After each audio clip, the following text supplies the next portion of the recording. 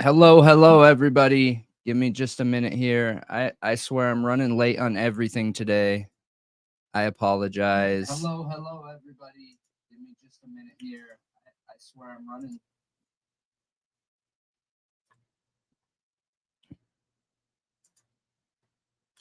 Not very professional seeming.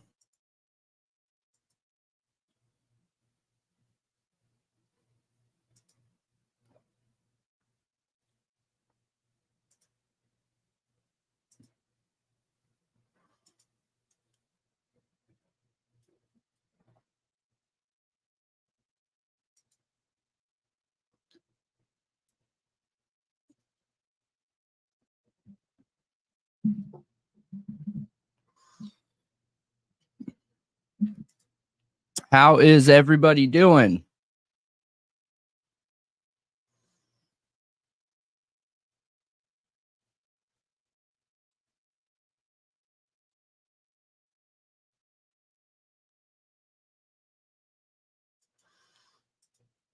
What's up, troll friends? I see we got Judge up in here making an appearance.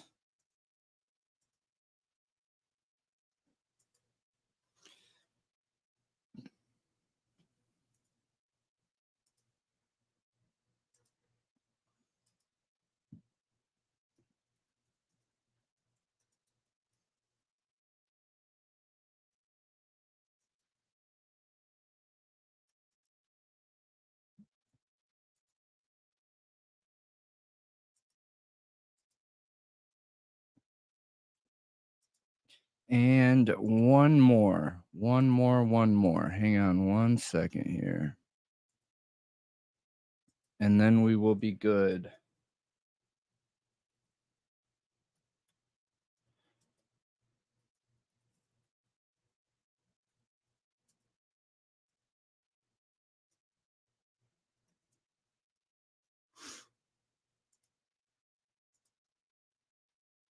Hello and welcome. Welcome. Come on in, everybody.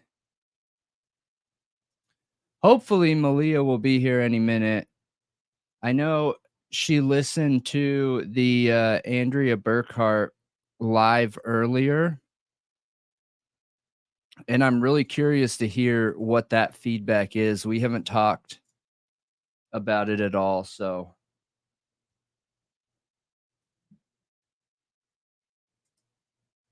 Almost done.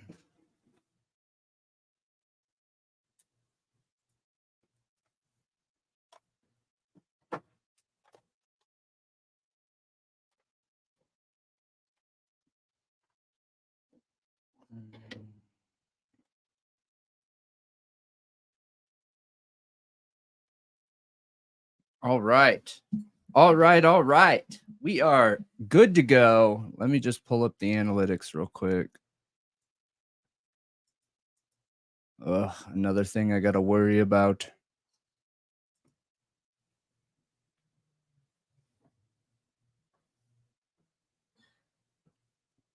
All right. There we go.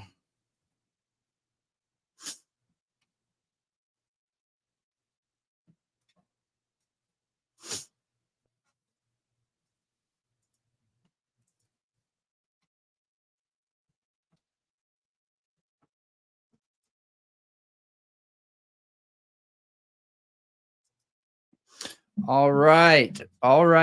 So officially done. I got everything pulled up. I apologize for that. I should have had all that stuff done beforehand like normal, but I didn't. So I'm sorry. But welcome everybody to the True Crime Talk Show. See, I remembered to change the sign this time.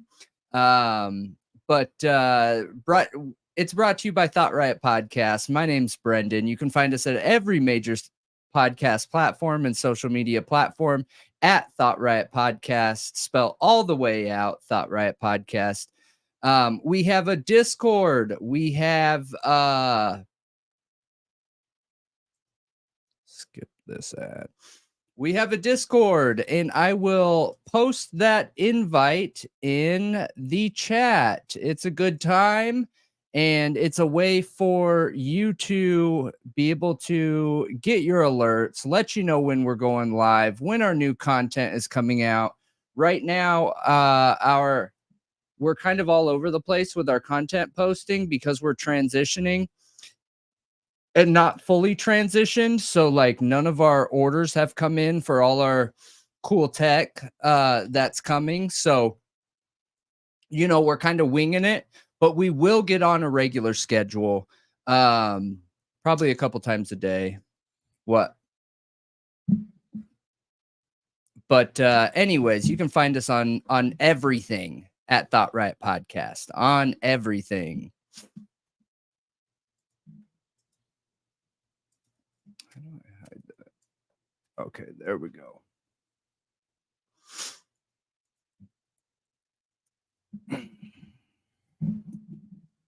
I know, so unprofessional. But yeah, I already did the intro. So uncommon to be done already. Yeah, that was quick.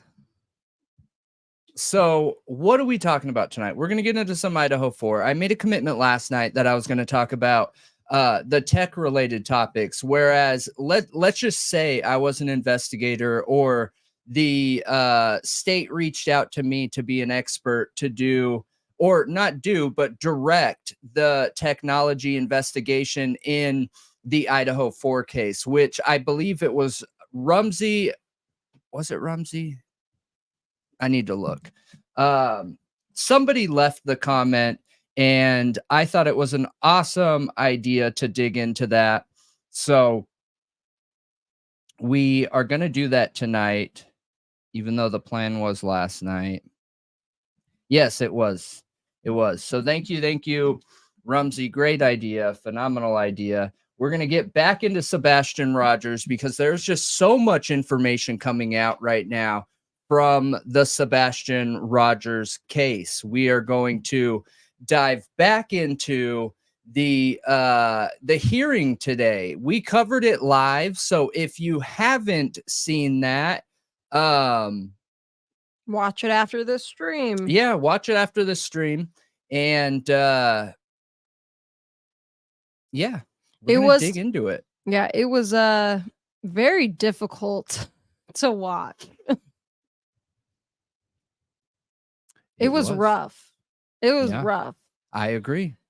I felt like there's not a single person that I saw talk about it afterwards online who didn't think it was extremely rough and like nonsensical. Like what are they doing? Yeah, so I haven't watched anybody talk about it, any other creators. As soon as we were done, I had to go back to work, but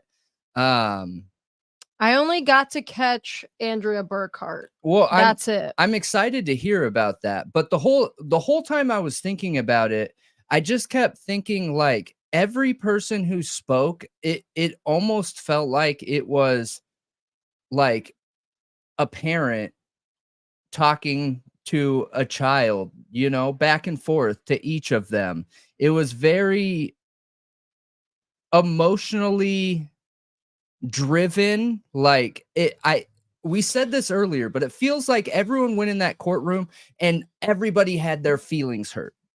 All of them. Yeah. Like all three people, they were all up in their feelings and nobody was being objective and everybody was complaining. And in my opinion, there was nothing beneficial that came out of that hearing. Like nothing, absolutely nothing.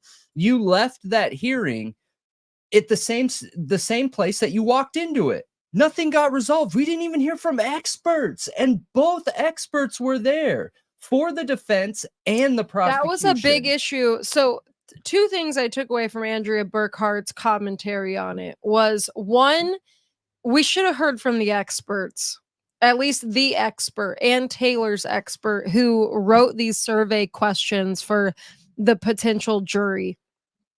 And she was really disappointed because, I mean, it didn't seem, look, Bill Thompson and Judge, and honestly, Ann Taylor, even though she probably has more experience in capital cases, None of them have dealt with a case of this magnitude. Not a single one of them.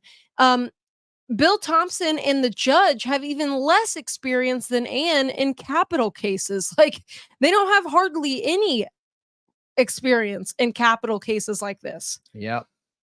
So they don't know what's typical. I They have no experience in it. And Judge, I felt like Ann Taylor was kind of having to teach him, but he's not really taking her word for it. So yeah, I agree. Like, I think the experts' opinion and explanation of why these survey questions were written the way they were written, why they're necessary, all of these things would have been really beneficial. You know, Ann Taylor in that hearing, she talked about how another capital case in Kootenai County had a similar survey as this several years ago. Mm-hmm. And she had experience. Was it a similar survey, or was the survey conducted in a similar way? Both. Oh, okay. And she said they did not get permission from the judge or the state. No, they did it on their own. To. And no, she doesn't need to. I do have one argument against that, but go ahead. But it was similar to this, where it was before the jury seating, and it was in this same fashion, kind of like same idea, you know, asking these types of questions. That's what she was implying and what she said. Okay. So yeah, I mean, she's wanted to hear from the expert because it would have been beneficial for Judge to learn about this, because he clearly hasn't learned about it. Yeah, I think here's the argument against that, though.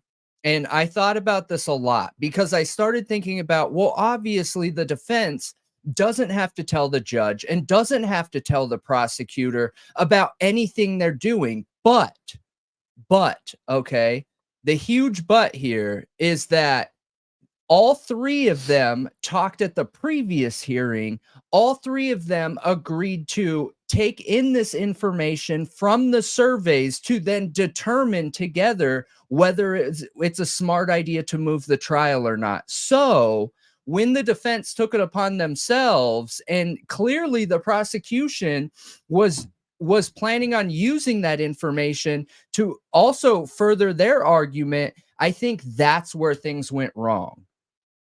Why? Because the entire court was expecting those surveys to serve the purpose for everybody, not just the defense's argument.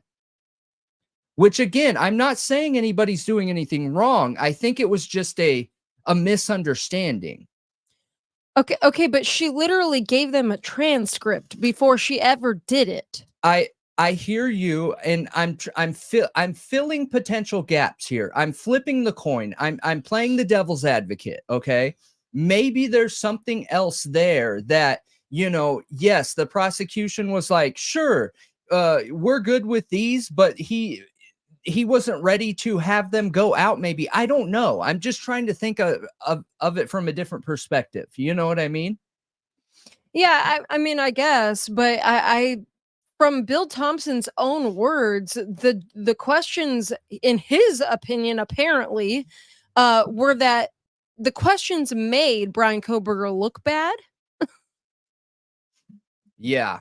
So, like, I don't see how they benefit the defense if they're making him look bad necessarily, right. But I don't know. Gosh, there was two things that I took from her stream talking about this. One was the expert. The other was, I'm trying to will it into my memory. You got me off track. What? I'm trying to remember the other thing that she said. Andrea Burkhart? Yeah. I don't know. I said there were two things I took from it that were important to me, and one was the expert, and another was something else, but I'll remember in a minute, you guys. Yeah. I just go back to, like, the whole point, right? And maybe they ended up leaving that feeling like something was done, because it sounds like they're going to weekly meetings that aren't being conducted in front of the public. What? That's what that's what Judge was suggesting, that meeting weekly here. And remember, Ann Taylor was like, oh, well, that's a good idea because I'm here on Thursdays. Because she visits Kohberger every Thursday. Yeah, I gotcha. But that is a behind closed doors meeting they're talking about. They are not talking about a hearing. No, he literally said a hearing. No, he said monthly hearings. And he said Weekly either meetings. weekly or monthly. He was saying either or. We could do hearings weekly or monthly, or he did not say a closed meeting. I mean, I'm going to have to pull it back up, but I think so, to keep them on the same page. Because the problem was a lack of communication. Yeah, but it's not a lack of communication is the thing. Is like, and that's what they said. That's what it is. Yeah, that's what Judge said. Yeah, and that's who said what I'm saying about the meetings. Yeah, and Ann and I think Bill, neither one of them necessarily agreed with that. They said they meet like a lot. Yeah. Literally visit each other's office, email, text, call, but all the time. That doesn't change the goal of that, because I don't think they were talking about weekly meeting or hearings. I don't think that's a reasonable ask. I think it was weekly meetings to keep everyone on the same page, which is interesting. Yeah, I don't think that's what he said. He also went into, after talking about that, it being a lot of work to maintain something like that, having hearings weekly or monthly.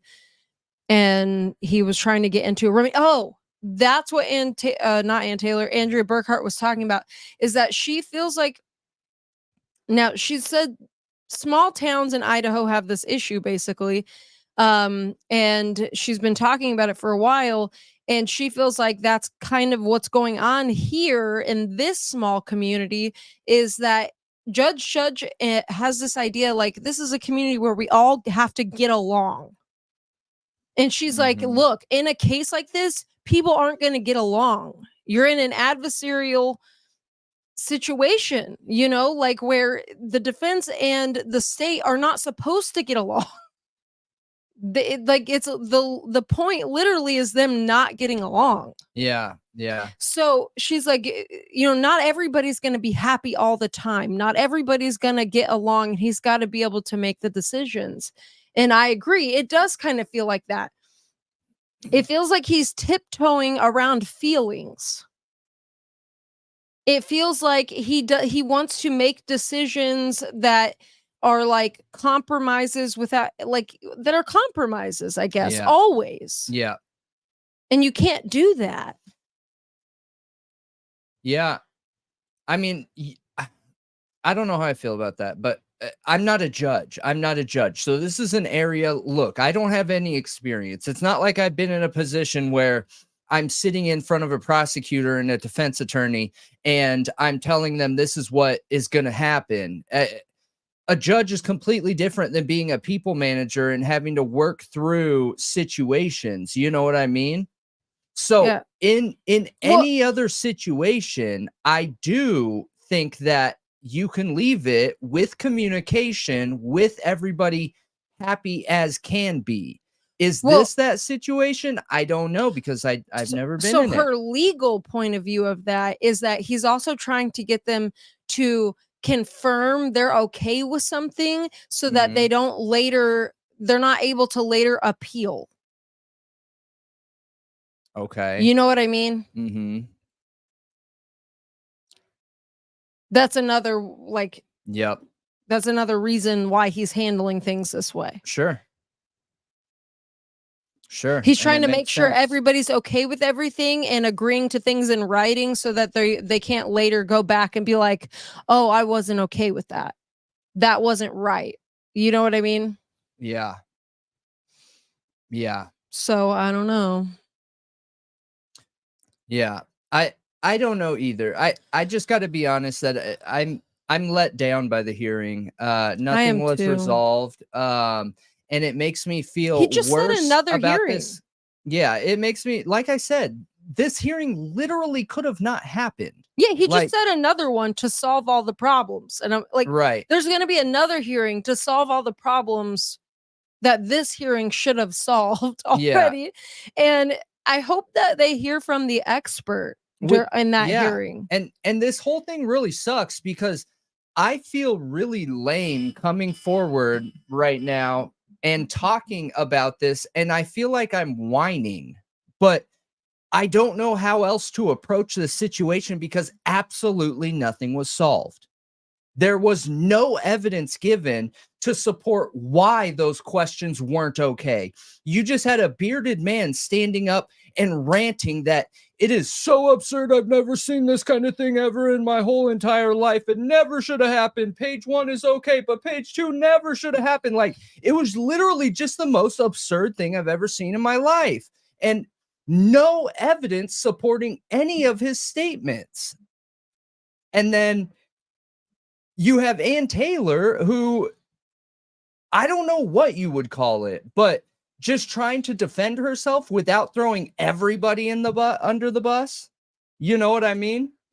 Yeah, and it's really interesting. Bill Thompson's so willing to like just take 400 jurors and be like, see you later. Potential jurors. Like, I don't know. That was weird to me. I mean, it sounds like a lot, but I don't think it's a lot. It's not. You would need to look at not the amount of the population, though, because it's a college town. You actually you need have to look at the whole county. You actually need to look at the demographics of voting aged people. Yeah, the population of the county is like 40,000. Yeah, just raw population. Raw. Yeah, that includes children. That includes all demographics. Elderly. Yes. Disabled. Yeah. Everybody. Yeah, and again, I go back to what I was just saying too, that where were the experts? Literally no evidence at all. None. I find it really weird that you have a judge and a prosecution arguing to the defense that they are concerned with Bryan Kohberger's fair trial right because of her actions. And I don't feel like she did anything wrong. Yeah. Yeah. Just being real. I don't feel like she did anything wrong. I think she did something that maybe is a bit. Look, from everything I've been looking at when it comes to these kinds of surveys, they are not necessarily normal because this case is not normal. They happen in situations like this case where there's a lot of questions around if they can have a fair jury. Very high profile capital cases is when these types of surveys happen, and they are the anomaly. They're not the norm. So while they're not like normal, they're not abnormal in this type of case. This type of case, it makes sense to have them, and they are typical, I guess you could say, for this kind of case. I mean, so I don't know. They kept saying they didn't have an issue with actually doing a survey, but then they're telling her how the survey needs to be done, and it needs to be these broad scope questions. But the thing is that kind of survey, they're not going to get genuine answers. They're going to get a bunch of no's that people don't know about the case, because it's just basic human psychology. When you ask broad questions, people are not going to give you correct answers. Like, we used examples earlier after the trial. Like, for instance, if you were to get a survey, okay, if I got a phone call and they're like, did you hear about this little girl that went missing? And they just say her name. They say, did you hear about, I think I used Taylor Brown. Taylor Brown went missing in 2023, January 2023. Did you hear about that missing persons case? and they don't tell me any details. And I would just be like, no, I don't think so. I didn't hear about that. And that's it. I said, no, I know nothing about it.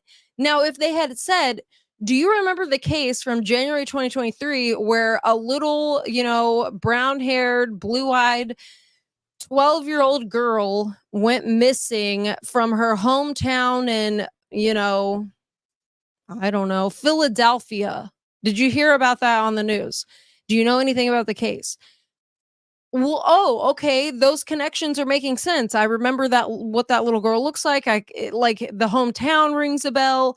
All those things might make you remember more. So those specific questions make sense to me, and they make sense to human psychology. Like those things jog your memory more. Like there's going to be people, okay, who intentionally try not to pay attention to this case because of the drama surrounding it, all kinds of things. And if they were to get that survey, they may say, just because they tried to, like Bill Thompson said, just because they tried to ignore this case, they would say, no, I don't know anything about the case. Right. But they may not realize how much they actually know. So when they're asked those questions, did you hear about a knife sheath laying next to the victim's body? Did you hear that knife sheath had DNA on it and it matches Bryan Kohberger? They may have seen that or read that in a headline and think, oh yeah, I guess I did know that. I saw that on a headline. And be able to answer that question, actually, yes, and realize they know a lot more about the case than they even realize. Yeah. I think the questions are important, and I think they make sense.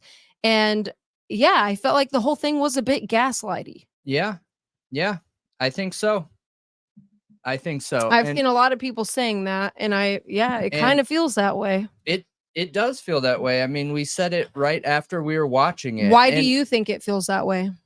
I mean, because it was a setup. It was a setup. It was a setup because he read those questions out loud. One thing that I want to highlight is, I don't know if anyone else caught this, but Ann Taylor took a stab at Bill Thompson towards the end when she was making her last statement, where she says, if something was wrong and I was having a conversation with you, and she might have used different words. If I was having a conversation with you and I didn't like what you were saying, I wouldn't go and I wouldn't file a whatever the document's called. I'm drawing a blank right now. I wouldn't file a summons or whatever the name of that document is. I don't know. Fill the gap here. What's it called? Huh? What's that document called? Which document? I don't know. I'll look it up. Normally you fill the gap. I can't. I'm lost right now.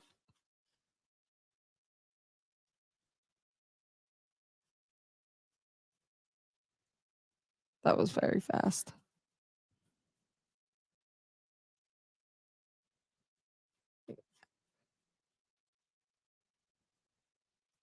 You're scrolling too fast. Well, I'm trying to find it fast. Stop. You passed it. Right there, the bottom of that. The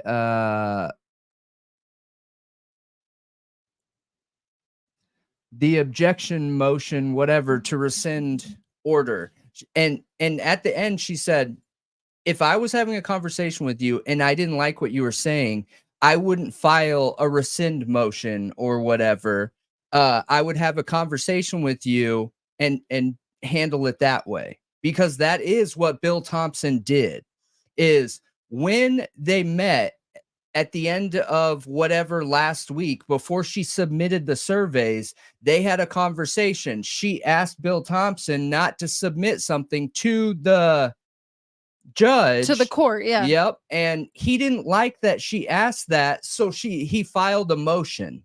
Yeah. Instead of being upfront about it. Right. And that was the stab. Well, he claimed, he said, that's not how this works or something like that. Yeah, but they're sitting there But- arguing why they need to have good communication. So you can't have it both ways. Right. Yeah. Yeah. Right. Yeah. I mean, I think he was for sure being shady. I think he for sure made her think everything was okay when it wasn't. Yeah. Yeah. I agree. And he waited till last minute until she was literally done with all the surveys. My opinion is that it was just a continued delay tactic right now. That is what I think it is all about. For whatever reason, time has been the controlling factor here the entire pre-trial. Yeah, but the thing is they don't even have a trial date set. Okay, but everything gets pushed back. So no, there isn't a trial date set, but it doesn't change that everything gets pushed back. Part of the reason why I think the prosecution is trying to delay everything is they're waiting for the TUI to expire. If the TUI expires and they go to court, they are no longer held accountable or can be pursued legally by the Gonsalveses. And why is that? There's an expiration date on it. I think it's like 2 years or 20 something months or whatever. Yeah, but the TUI thing is just access to the FBI's information on the case. Then I'm okay. Then I'm calling it wrong again. It's the lawsuit that they submitted if they're unhappy with the results of the trial. Okay. Oh my gosh, I can't remember the name of it right now. You guys know what he's talking about, though. They retained the right to be able to sue the state if things go wrong, if they're not happy with the outcome. Tort. Yes, the tort claim. There Thank you you. go. Yes, thank you. Yes, tort. And if that expires, they're at a whole bunch of risk is taken off their plate. Interesting. Yeah, that is my opinion. What is going on here? So that's I like don't your think it's official about the opinion, trial. or that's your speculation. It's the same thing. It's both. Okay. Yeah.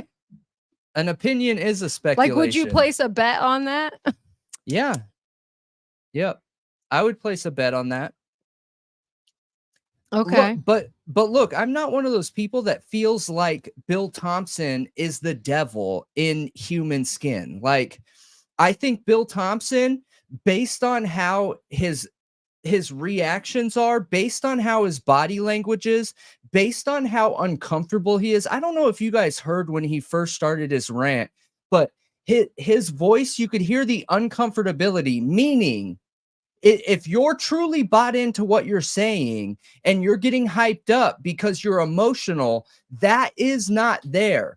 What he was saying was practice. I think any salesperson or any public speaker or any trainer, anybody that does those professions would be able to see that.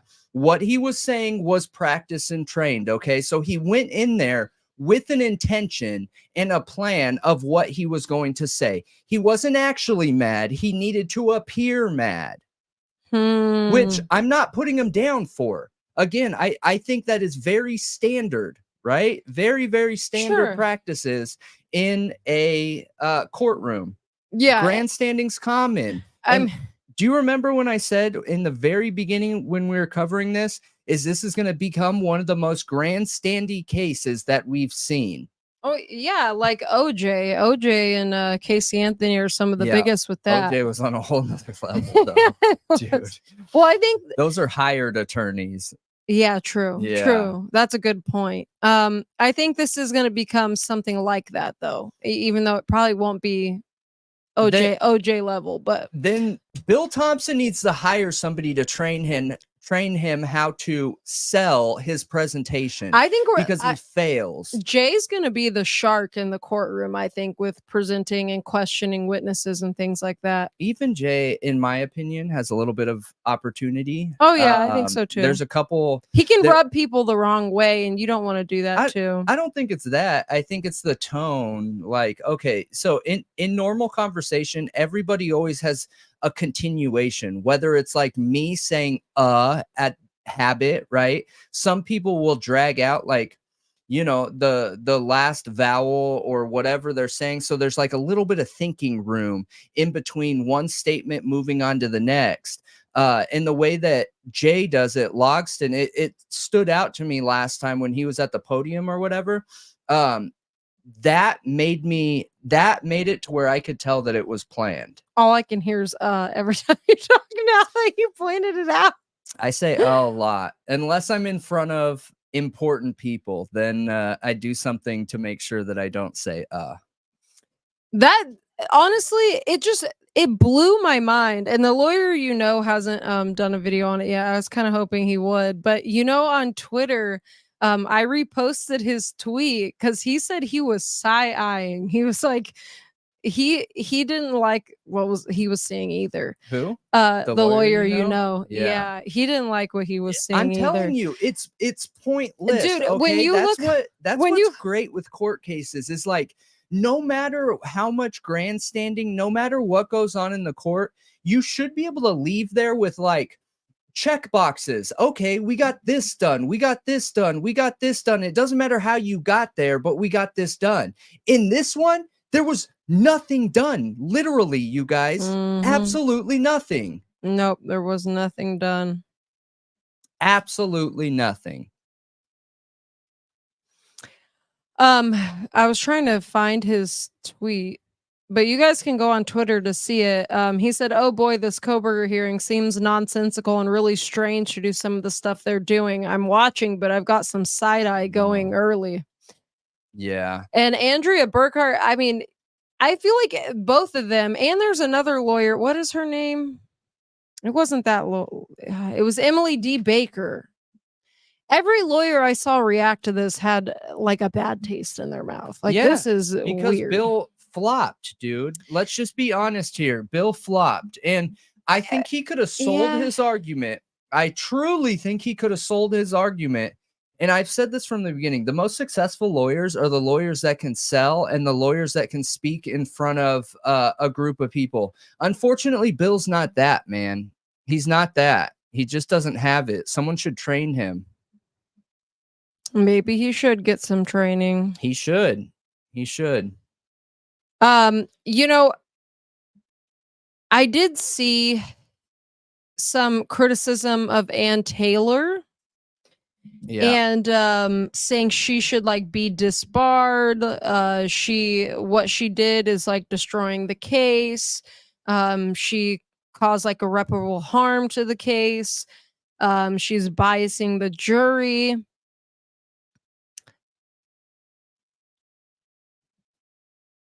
That is so extreme. I don't know how you could get that from what we just watched. Like, I have no idea how you could think that after watching that hearing.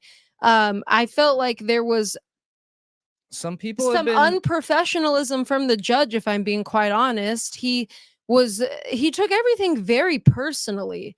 And it just felt really unprofessional, in my opinion. And I've never had an issue with Judge his professionalism until this hearing. It's in question at this point.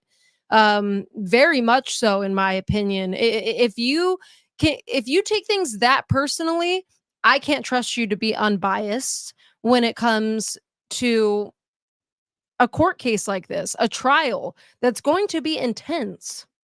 Yeah, I don't know if I would go that far. Listen, I'm a fan of Judge, okay? And I also, like I said, don't think Bill Thompson's the devil currently. All right, currently, because I think there's a lot of other possibilities. Everybody sees Santa with devil horns when they look at it. I know. I've given him a hard time, but for number one, can Anne be Mrs. Claus? Can they both just be like the king and queen of hell? Right. I mean, that courtroom is hell right now. It feels like, Who is gosh. Judge? It's not even hell. It's the most awkward hell. Like it that whole It's like an hearing was elevator. awkward. It was really awkward. The whole thing was just awkward. Like even Ann Taylor, when she was apologizing, look, either tuck your tail between your legs and commit to your apology and say, you know, I'm sorry, praise you, you're amazing, and move on. The next day, the next wake up, she would never have to think of it again and it would be done. But she didn't do that either. She was tiptoeing back and forth between like pride, where I'm going to take some digs, but I'm also going to apologize. And I'm not trying to take your power, Judge, but I am trying to call you out, Judge. Like the whole thing was really, really awkward, you guys. And I try my hardest to be unbiased, meaning I'm going to call it on both sides. Okay. If I feel like Anne could have done something better, I'm going to call it. I think Anne could have communicated better in that courtroom. Sure. I think she could have I think she could apologized have better too. to move on. If you get Judge back on your side, he opens up to you.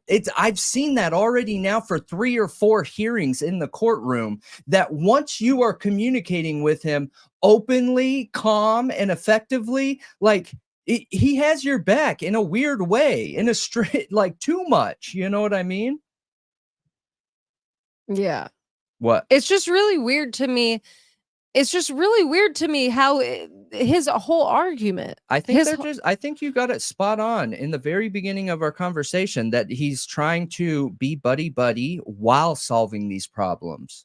Yeah. I really do. Well, Andrea Burkhart got that spot on. Yeah. And I agree with shout her. out Andrea Burkhart. I agree Yeah. with her. I think he is trying to be buddy while trying to solve the problems and also prevent people from appealing and things like that. So, I mean, it's really weird. Yeah. It's I agree it's with you. that good old boy system kind of. I mean, that's what I was saying earlier today, is I feel like this kind of system is set up to be a perfect storm for somebody to get railroaded. And I'm not even talking about Bryan Kohberger. Yeah. I'm talking about anybody. Yep. You're Just right. the way the system works. I mean, I've seen it in my own personal life in small towns across America, and it's the same kind of thing that I see in Moscow. It's just a small town where everybody knows each other. Everybody went to school with each other. Yeah. You know, in this case, everybody was in the same frat. You know? Yeah. Everybody went to the U of I. Yeah. My number one thing I'm going to say is if we know our videos have been sent to the defense, even when we didn't want them to be, okay? So if somebody from that courtroom watches, like, just do better next time. Keep the subjectivity outside the courtroom. Hang your feelings up at the door. It's not personal. It's not personal. Like Bill Thompson, what I would have expected him to say is, look, Judge, this was a really unfortunate event. This should have never happened. All this did is bias the population in this area further. Let me show you why it biased them. I pulled 3 studies. On these 3 studies, I see in the evidence here that when you're asking questions that are untrue, this population could and would take them as being true, which slants their opinions further. And I have supporting evidence of that, giving you the rundown on human psychology works and the human and humans' memory, on why the longer time span from point A to point B until we get to the trial, the more likely that biased information will turn into something different and get further from the truth. Like, very objective numbers, fact-based information should have been brought to the table. And honestly, he could have pulled those metrics and numbers, in my opinion, in like 30 minutes. I mean, someone correct me if I'm wrong. That seems like pretty straightforward information that you should be able to pull in 30 minutes to have some sort of supporting evidence, so you're not coming in front of in front of the whole court and everything and saying, how dare you? I just don't like those questions. I've never in my life seen, since I've been an attorney for 187 years, that, you know, whatever. Yeah, he is. It was. You're absolutely And right. that's a logical fallacy, by the way, what that we talked about in our videos. I didn't mean to cut you off, but the logical fallacy, I forget, I think it's called therefore something, but I am this, therefore what I say is right.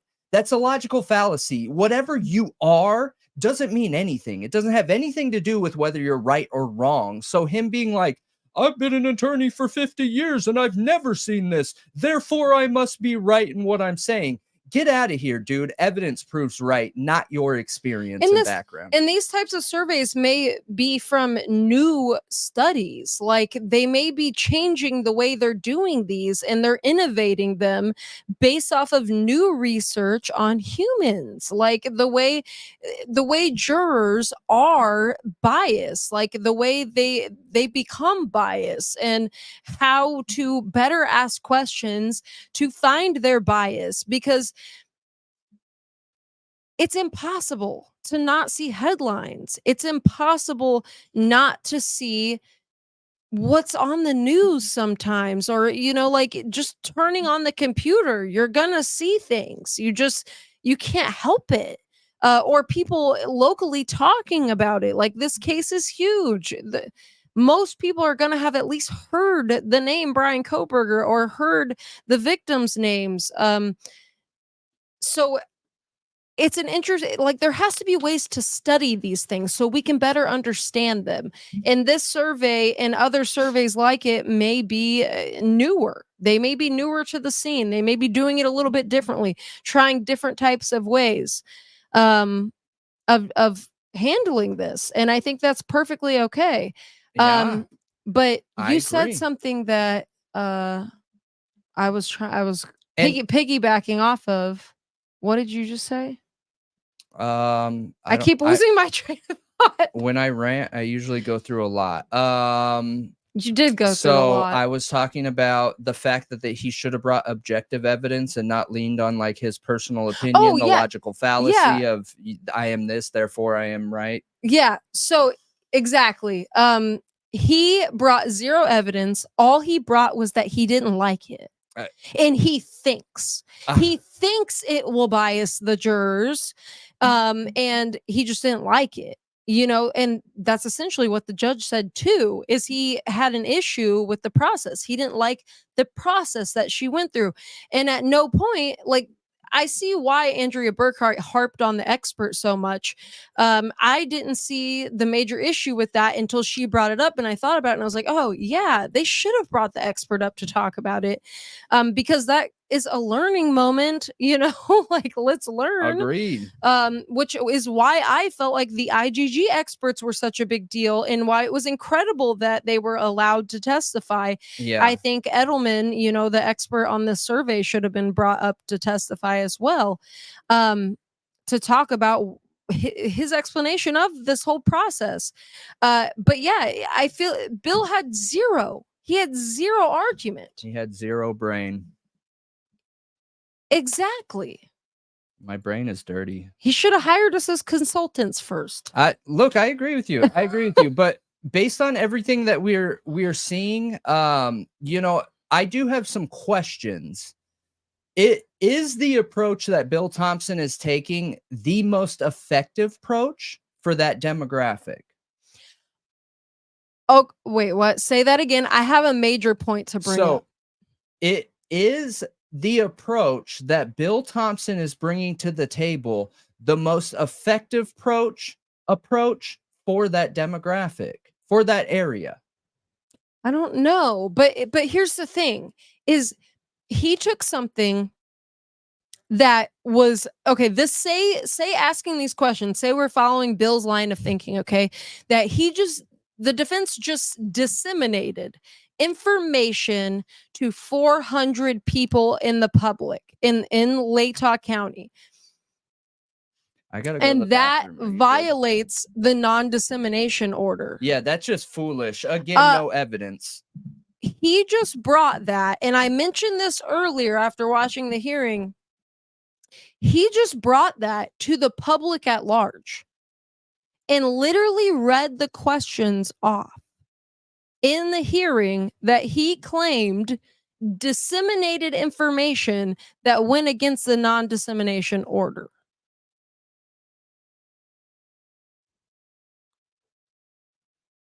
Yet he wants to disqualify all 400 of those people as jurors. Well, sir, you just read it off to everybody. So should everybody be disqualified as jurors now?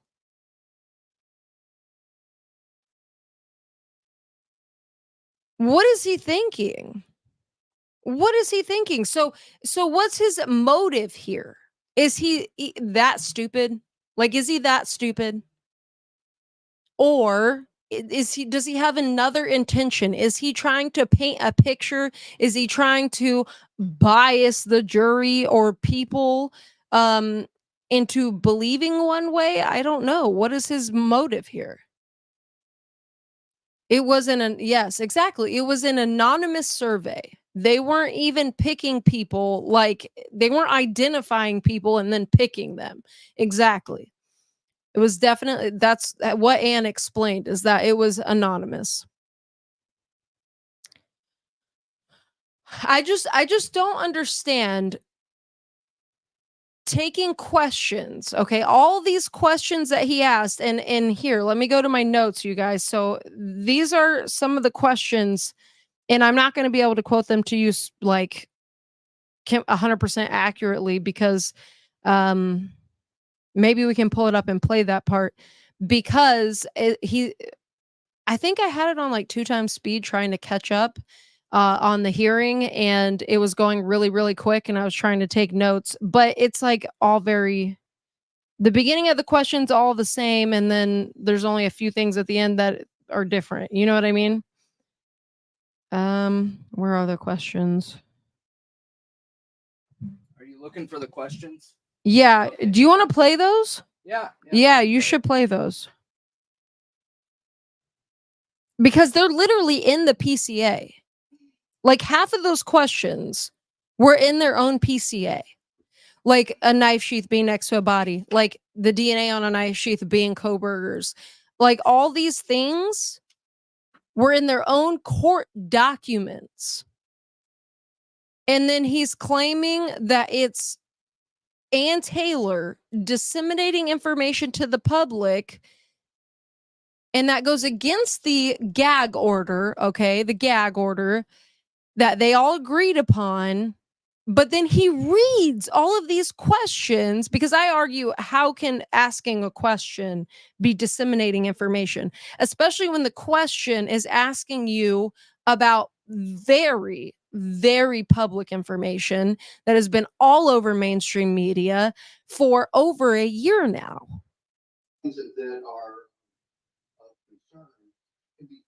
How can she be disseminating information? It's just not possible. Like there's no reality where this makes sense. And he just did exactly what she's complaining. He's doing exactly what he just complained that Ann Taylor was doing. He disseminated all that information, but to a way higher magnitude. Did you find it? I think so. Yep. All right. So. Let's watch it. I gotta open this back up.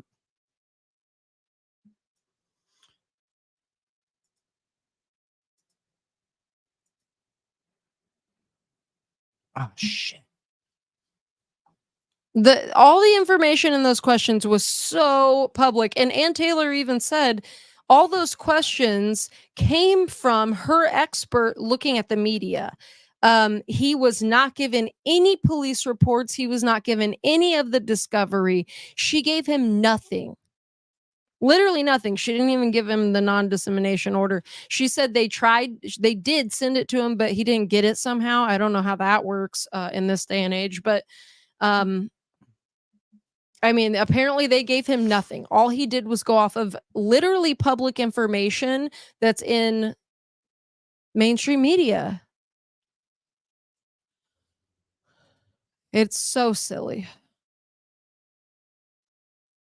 But yeah, we're gonna play this part where Bill Thompson reads off the questions. In addition to generic questions about the criminal justice system, here's where we get to things that concern the state immensely. Question: have you read, seen, or heard if Bryan Kohberger was arrested at his parents' home in Pennsylvania? Question: have you read, seen, or heard if police found a knife sheath on the bed next to one of the victims? Question: have you read, seen, or heard that DNA found on the knife sheath was later matched to Bryan Kohberger? Question: have you read, seen, or heard if Bryan Kohberger owned the same type of car recorded on video driving in the neighborhood where the killings occurred? Have you seen, read, seen, or heard if the cell phone tower data showed that Bryan Kohberger made several trips near the victim's home in the month? Have you read, seen, or heard if police found a knife sheath on the bed next to one of the victims? Question: have you read, seen, or heard that DNA found on the knife sheath was later matched to Bryan Kohberger? Question: have you read, seen, or heard if Bryan Kohberger owned the same type of car recorded on video driving in the neighborhood where the killings occurred? Have you seen, read, seen, or heard if the cell phone tower data showed that Bryan Kohberger made several trips near the victim's home in the month before the killing? Have you read, seen, or heard if the university students in Moscow and their parents lived in fear until Bryan Kohberger was arrested for the murders? Have you read, seen, or heard if Bryan Kohberger said that he was out driving alone on the night of the murders? Have you read, seen, or heard if Bryan Kohberger stalked one of the victims? Have you read, seen, or heard if Bryan Kohberger had followed one of the victims on social media? Your Honor, there is absolutely no question. Okay, Oh my wait. God. Okay, now you're oh, unmuted. Oh my gosh. Oh my gosh. Make it full screen. Bill Thompson said that some of that stuff was not even true, you guys. Yeah, What do he you did say think? that. What do you? He literally just told on himself. Yeah. He literally just disseminated information because all of those things stated are all facts of the case until the end, until that very last question. That just blew my mind. I did not pick up on that until now. Yeah. That Bryan Kohberger followed one of the victims on social media. All the rest are stated as fact in the PCA and other court documents, except for that. Yeah. The stalking and social media at the end. Yeah. Woohoo! Making it rain memberships. Congratulations, everybody. Yeah. I hope all who wanted one got one. If not, don't worry, don't fret. You'll get your chance. We do this every month. But yeah, so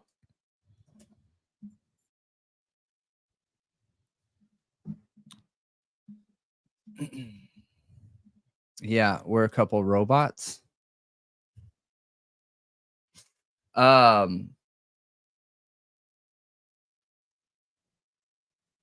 Do you think that was all of them?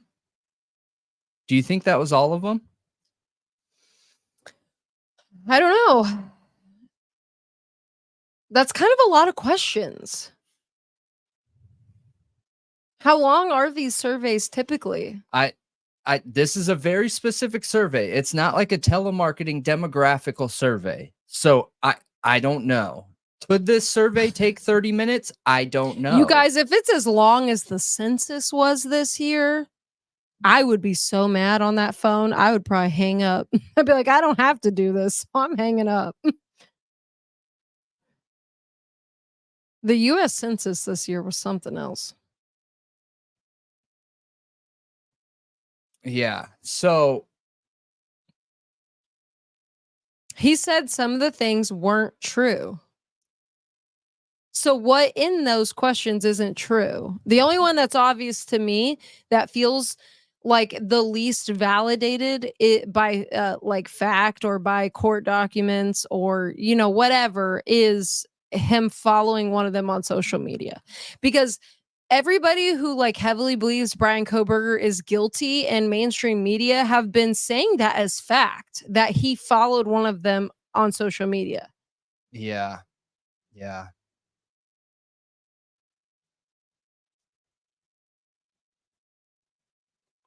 Yeah, he did say some of them aren't going to be admissible at trial as well. He said some were going to be main, like talking points, basically main issues in the trial. Some wouldn't even be admissible and some weren't even true. What?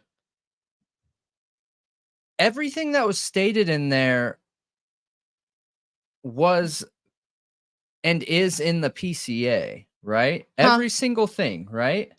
So I'm sitting here trying to think what wasn't in the PCA. Bryan Kohberger, Police found the DNA. The DNA was Bryan Kohberger's. Bryan Kohberger being arrested at his parents' house would not have been in the PCA. So the car, the sheath, the DNA, yes, they all would have. Not the PCA by Brett Payne. Right, but it's in other court documents. Yeah. Like the search warrants Like, and everything they collected and all of that stuff. Yes. Yeah. The 12 times previously, which they didn't say 12 times. I think he said multiple times before the crime. The cellular data. That's what he talked about. The cellular data and him going to the home 12 times beforehand. Yes. So I have a question. And this is such an interesting topic that we could literally keep talking about it, but we'll switch to another topic. So do you guys remember, for those of you that were on here, it was, I don't know if it was last night or the night before, but we read the breakdown of everything that was found by Bryan Kohberger. And I actually, not found by Bryan Kohberger, that was found during the search of Bryan Kohberger's residence and car. Now, yep. One of the things that I have noticed with mainstream media and with the true crime community is they have tried very hard not to connect Bryan Kohberger with technology. All of that technology that is in the list of items they took it's not talked about anywhere. I can't find a single video that talks about all the technology. They ended up taking like 7 different tech devices that were not his 8458 phone or anything like that. He had a lot of tech. He had a lot of computers. A lot. Let's see here. Let me see if I Which can share is really, this. really interesting. Okay, so I don't think it's going to let me share it. Why not? Because it's posted on something different that I don't have approved under the list of sharing. Like, it won't pop up.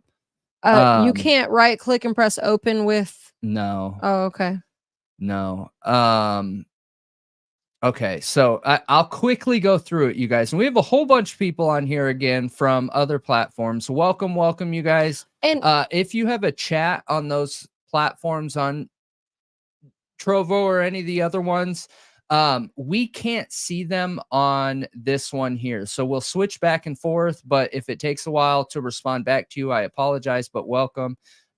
Okay, so we have knife, book with underlining on page 118, AT&T bill, Glock 22, Smith & Wesson pocket knife, vehicle paperwork. So Acer laptop. Okay. Green leafy substance and container documents, green leafy substance. Just read the tech, no? Power cables. So cell phone, 3 Glock boots, face mask, prescription, black gloves, hat, personal identification documents, New Balance shoes, another Acer laptop, another Acer laptop. So 4. Those are both damaged. 4. With damage, that doesn't mean that it doesn't work. Right. And those are probably the best ones to find if you're looking for stuff. It's drawing. So various criminal book, dark color hats, black gloves. Okay, so Seagate, 1 terabyte Samsung solid state drive, a Samsung NVMe 6. So clothing, motherboard 7. Clothing, IDs, note, shop vac, medical docs, documents, note from dad, notebook, dark color clothes, computer, tower. So 8, laptop, idea pad, 9, 10, another desktop tower. Yeah, so And 10, they also 10 collected items. They also collected a computer tower and a fire stick from his apartment back in Pullman. Yep. So But- 10 tech-related items. But this is also from his parents' house, and they raided his parents' house, meaning they could have taken his parents' technology too, like their home family computer or whatever. They could have. I mean, they could have to verify until they verified if it was theirs or not. Sure, but whose else's do you think those could be? That's a lot of computers. So even if one or it's not that many. Like I know we have a look lot of around computers. just in here. You know, just in here we have like 12 computers in the studio, separate computers. Yeah, but he wasn't running a whole show. So he's True. an average person who's into criminology, But he is and a tech-focused but he's a criminology student. tech-focused criminology student. So yeah, So it's interesting. So why are none of these talked about? We don't hear about any of this anywhere. Anywhere. Even if 2 of those laptops were his parents or something, it's still like And another thing, 10 different standalone technology items. mm-hmm. We also don't hear about his AT&T bills and or phone that was activated before June. He wasn't curious, on his parents' plan. The plan was under his name. I'm curious if he was building computers. I mean, he's a tech guy. It just depends. Like they say, a motherboard. Building computers though doesn't add to the story. I've found in my tech experience, you either enjoy it or you don't, or it's a money thing because it's cheaper to build a computer than buy a computer. But like for myself, I don't like that. I don't like building computers. I personally don't get anything from it. So like I'm willing to spend more money than build it myself. So I don't know. I don't think whether he's building it or not is more or less likely of him being guilty. No, I agree. I'm just saying, I wonder if he's building computers because there's literally computer parts listed, like a motherboard. And there's broken laptops, like you could pull pieces from a broken computer to put in another. Well, you know that like, let's say like you have a laptop. Graphics card. Let's say you have a laptop. So I'm given a laptop every so often for work. And one of my laptops had a broken screen on it. I ended up dropping it. So what I would do is I would carry around a tablet and plug it into the laptop, and I would use the laptop, but run my screen off of the tablet. So like those computers are still usable. Almost every computer that's broken is still usable. That's why if I'm thinking like an investigator, I would target the broken laptops because, hey, maybe there's stuff on there that they didn't delete. Yeah. Has he been using one of these computers as an onion, and using it for stuff that he doesn't want other people to find? Because a broken screened laptop is a pretty dang good idea if you want to have a computer in your house that you want no one else to have access to. Oh, you know what I mean? That is a really good It idea. is. Jeez. Break the laptop screen, and then you just plug that laptop into a remote screen, whether it's a tablet or another screen, or computer TV. screen. Even you can just plug it into like a little TV screen or can. literally anything. Anything. Honestly, Absolutely anything. You can literally plug them into a phone. But why yeah, people want to know why you called it an onion? What does that mean? onion router, an onion router. Meaning accessing the dark web. Yeah. Yes. Well, not necessarily accessing the dark web, but accessing anything that you want to stay anonymous on. Okay. Yeah. Like truly anonymous, because it uses different back-end layers of the internet to access things. So like the white web, the one that we all know of, that we're on YouTube right now and everything, is like, I forget what the exact percentage is, but I think it's like 11 or 12% of the total internet is the white web that we actually see, which is the makeup of all the coding. So like coding is a command. In that command, you'll have, /C, and then YouTube is the layout of a screen and then a playing image and stuff like that. Well, in the gray and dark, you can see the actual coding and not have to deal with any of that command coding makeup. Interesting. Yeah, I knew someone before that literally enjoyed onions so much they would just eat them. Oh yeah, I've met people who eat onions raw. Oh, I cannot. I cannot. That's really nasty. No way. Green onions are kind of good, like That is raw. That's a fear. That's one of my biggest biting fears. into an onion. Yeah. Mm-hmm. Yeah. I'm already getting chills right now. It's like kind of like scratching a chalkboard a little bit, because I just imagine the squeaking like on my teeth, and there's so many layers. I don't know. I don't know. We can the move layers of an onion disgust you? on. Ugh, yeah. Okay. I just don't like it. Weirdo. Yeah. Yep. But anyways, so moving past onions, okay? Yeah. So we'll do an Idaho Whoa. 4 sandwich. And we will do the Rumsey topic. I think I saw Rumsey in here. If so, and you didn't hear it earlier, Rumsey, I appreciate you asking. Yeah, Rumsey was just in here. Okay, good.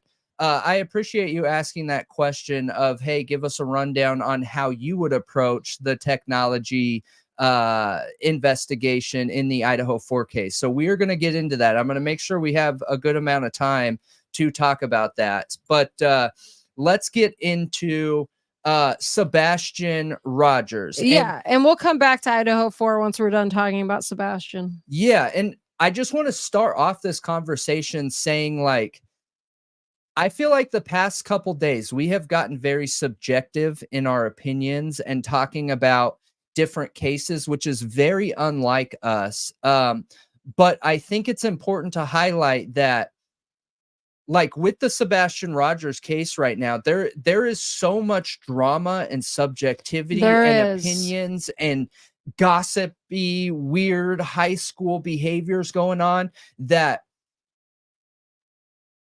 I think it's better to try and talk about and talk through that is going on, to continue the focus on Sebastian Rogers's search. Okay. So if it offends anyone that we're talking about these drama aspects, these gossip aspects, I apologize. But it is impacting the search. So in my opinion, I still think it's beneficial to talk about it.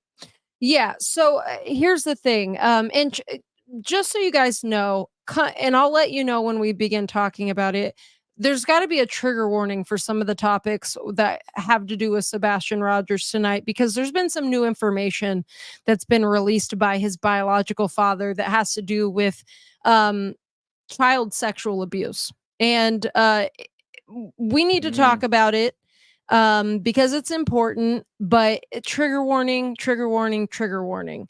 It's, a sensitive topic, and we're at no point trying to point fingers at anybody. We're only asking questions.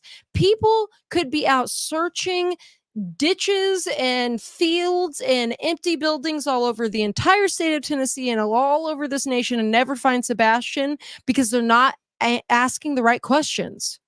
They're not looking at the right people. They're not focusing on the right areas. That's why think tanking and asking these questions are important to see, is this plausible? What is the most likely scenario? And from everything I'm seeing, I feel like a lot of people are kind of thinking the same things, and I think it's for a good reason.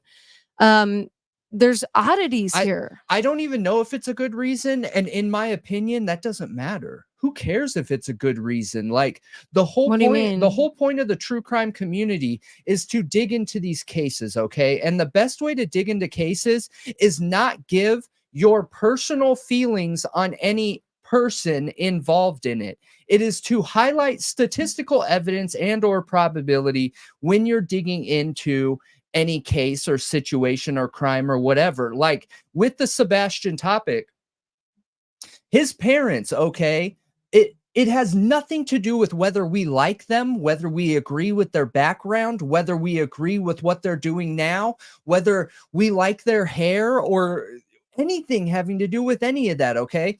With the parents, when a child goes missing and or gets harmed, it is the statistical probabilities of it being a family member is massive, like 70+%. The percentage that it is an immediate family member is massive too, and adds on top of that. So statistically, it is the smartest decision to look at the people close to him. That includes the birth father. That includes the birth mother. That includes the stepfather, okay? We are not attacking them as people. I don't know anything about them. But the one thing I do know is statistically, it is more than 50% likely that it is a parent and or family member. It needs to be called out. The police need to be called out to make sure that they are doing a thorough job, because our judicial and justice system is public, right? We own it. The public owns it. We all pay taxes into that. And it's our responsibility, if we want to do it, to look into these public cases and or call them out. It is our job to hold our law enforcement accountable. It is, no matter what mainstream media says, no matter what any law enforcement officer says, that it doesn't Absolutely. matter. My tax dollars go into the judicial system, all right? So do yours. So you get a say. You get a say. Absolutely, you do get a say. And let's be honest, holding law enforcement's feet to the fire, it makes them do their job. Why do you think anytime somebody goes missing, like Caleb Harris, Riley Strain, Sebastian, like his actual biological father, family members to these people in these cases and many other missing persons cases over long periods of time have desperately tried to keep their loved one's name in the media for a reason. Yeah. Because you have citizens calling into the police station saying, "What are you doing? What are you doing? Like, we want you to find this person. Get on it. Come on. Like, you guys are messing up." Like, the point is the public holds their feet to the flames, and it makes things happen. It just does. When you have a case that is forgotten about, in the public, it doesn't care about it. There's no media interest. There's no public interest. There's a lot of cases that just get totally forgotten about and go cold. Nobody cares. And that's horrible and sad. So, I think it's incredibly important that we talk about it. We put, Sebastian's face and name out there. We put the details of his case out there, and that questions are asked. But anyway, let's talk about what has been said. So I recently watched hold on. Let me make sure I got the name right before I go running my mouth and not knowing what I'm talking about. Because I want to have his channel correct.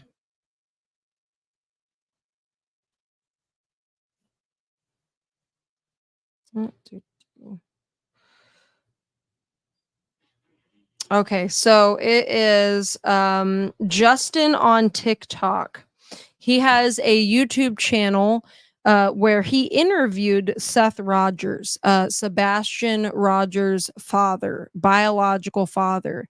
And in it, they kind of gave some more backstory, like how they used to live in California. And I thought all this was extremely fascinating. It really got my mind turning, and it made me start thinking, like, I don't know. I have a better idea what I think Seth thinks happened here. Sebastian's dad. I think I'm picking up what he's putting down. Okay.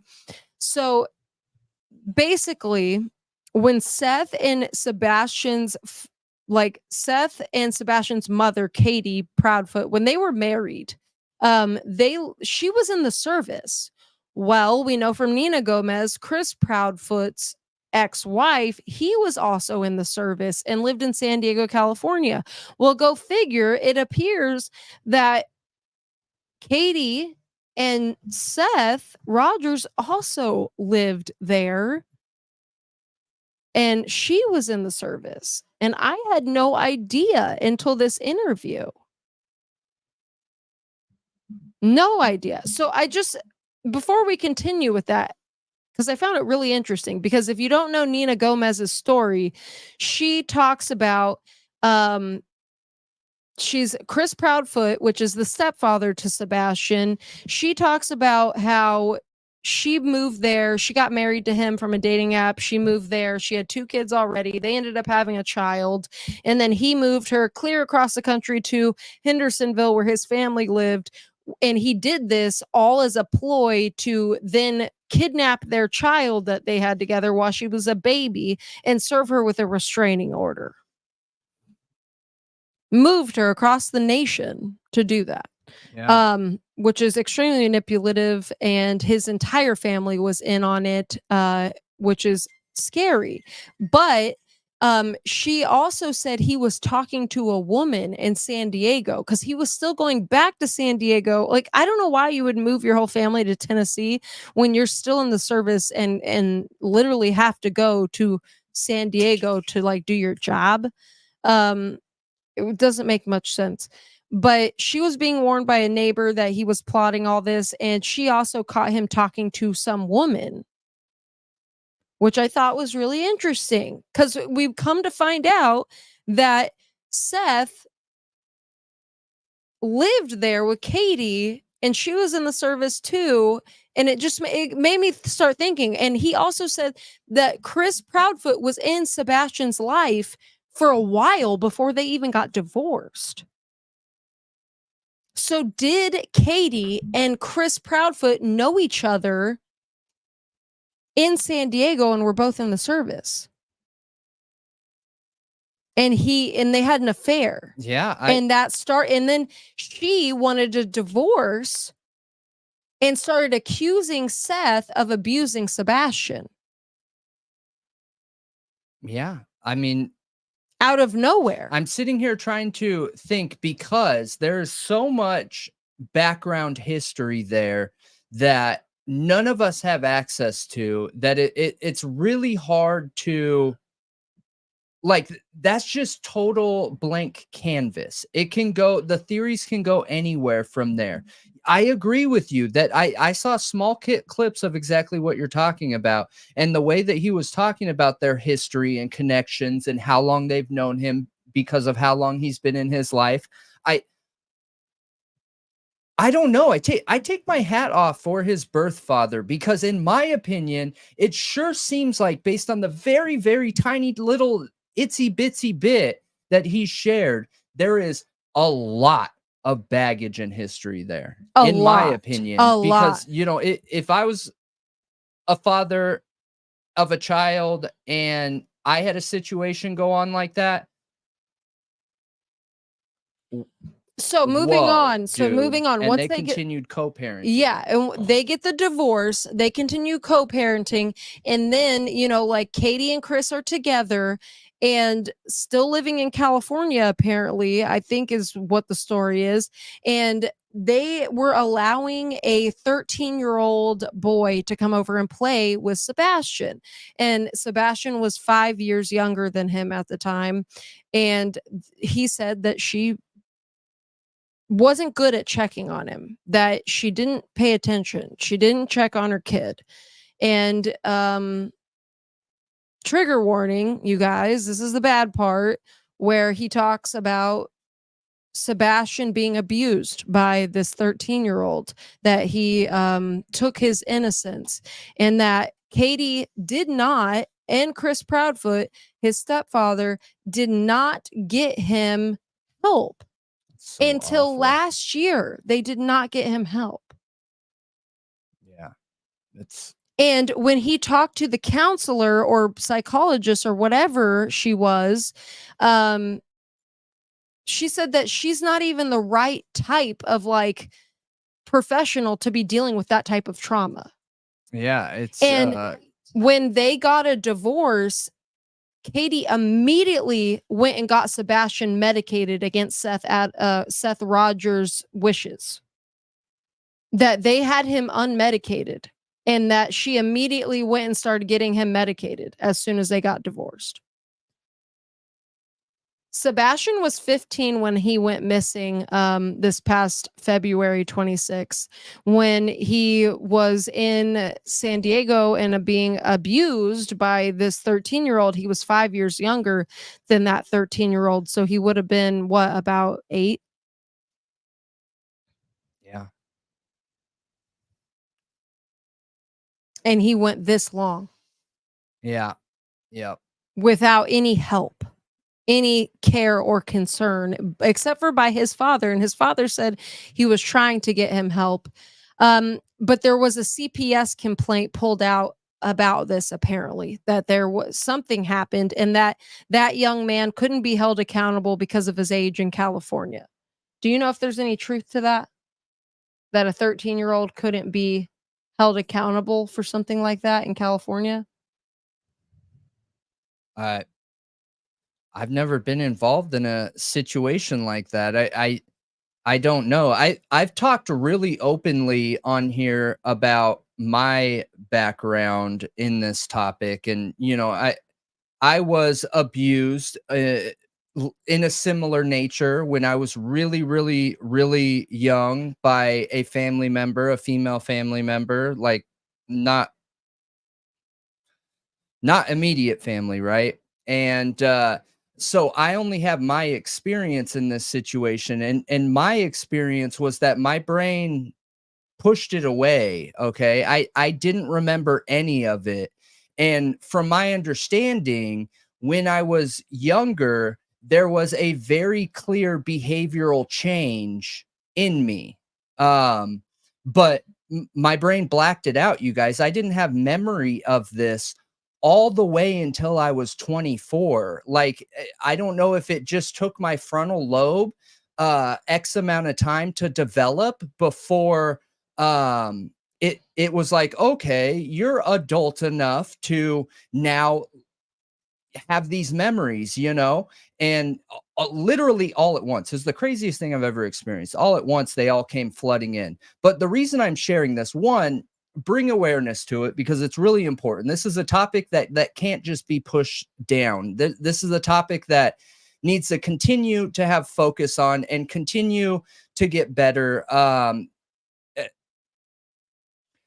Because even this can go so many different directions. I don't want to get political because it could be a political argument, the direction I'm going to go with it. But in my opinion, and I appreciate you guys, you know, the sorries and stuff like that. I look at it as something that has made me stronger, not weaker. And it just makes it important that when we cover cases like this, that I'm able to openly share my experience in that too. But when it comes to Sebastian, because that's who we're talking about right now, could it have been a similar situation where, you know, he was already having learning disabilities, which I had ADHD. His is clearly different. And maybe the opening up, being able to communicate it or anything like that to help with psychologists could have prevented them pursuing it. And what I mean, like when I had my behavioral changes, family took me to see a therapist, but my brain had already started blacking that stuff out and it never came out, you guys. I went like 20 years with nobody in my family knowing that that happened to me. Wow. And I saw a therapist. I saw a psychologist right around that same time. I don't remember the month or exact year that it happened. I just know from my family sharing stuff with me that they could tell. Like when I shared it, they were like, "Oh my gosh, that makes sense. I remember this." You know what I mean? So maybe it's a similar situation to Sebastian. I don't know. Well, I mean, another really disturbing detail is that Chris Proudfoot apparently told Seth Rogers' mother, or so Sebastian's paternal grandmother, that Sebastian was a pedo and that he didn't want him around Faith, Chris Proudfoot's biological daughter, because he didn't want Sebastian hurting her the way he was hurt, which is absolutely disgusting and horrible. It is disgusting and horrible. He had untreated trauma. Like, how can you say something like that? Yeah, it's disgusting and horrible, but that statistic can't be ignored. It can't However, be. he's not an adult with a fully formed frontal lobe. Right. So the likelihood of that happening with learning disabilities and things of that nature is very slim. So yeah, he should have gotten help. Yeah, and I Absolutely, think but he it was doesn't mean diagnosed. that he's a problem. It Like, doesn't mean not he's a threat. predator. Yeah. I've never done anything even remotely close to that, and I've never had feelings like that or anything remotely close to it ever in my entire life. And maybe it's because it was blacked out, but like people who have been abused tend to abuse people at a huge rate, like 70% rate. And I wonder if those are the people that don't get treatment, that don't grow from it, that can't take the power out of the abuse. You know what I mean? Yeah, I mean, I think that's probably part of it. But it's sad. Yeah, it's super, super sad. But it got my mind going back to the fact that Faith, that whole situation had just happened in December with Faith, where they tried to pull kind of the same thing again. Katie went to go pick up Faith from Nina and had her served with paperwork while she was trying to get on a plane with Faith. Kind of similar to what happened when Faith was a baby, where they tried to kidnap her and she freaked out and went and grabbed her out of the airport and went running with her, yelling to everybody, they're trying to kidnap my baby, you know? And that was the whole ordeal that she talked about. And the Crazy. fact, and he talked about further that Sebastian was about to come live with him full time and that it was about to be basically reversed. So up until this point, Sebastian had been living and going to school with his mother and then visiting his father on like every other weekend and then on school breaks and you know, like summer breaks and things like that.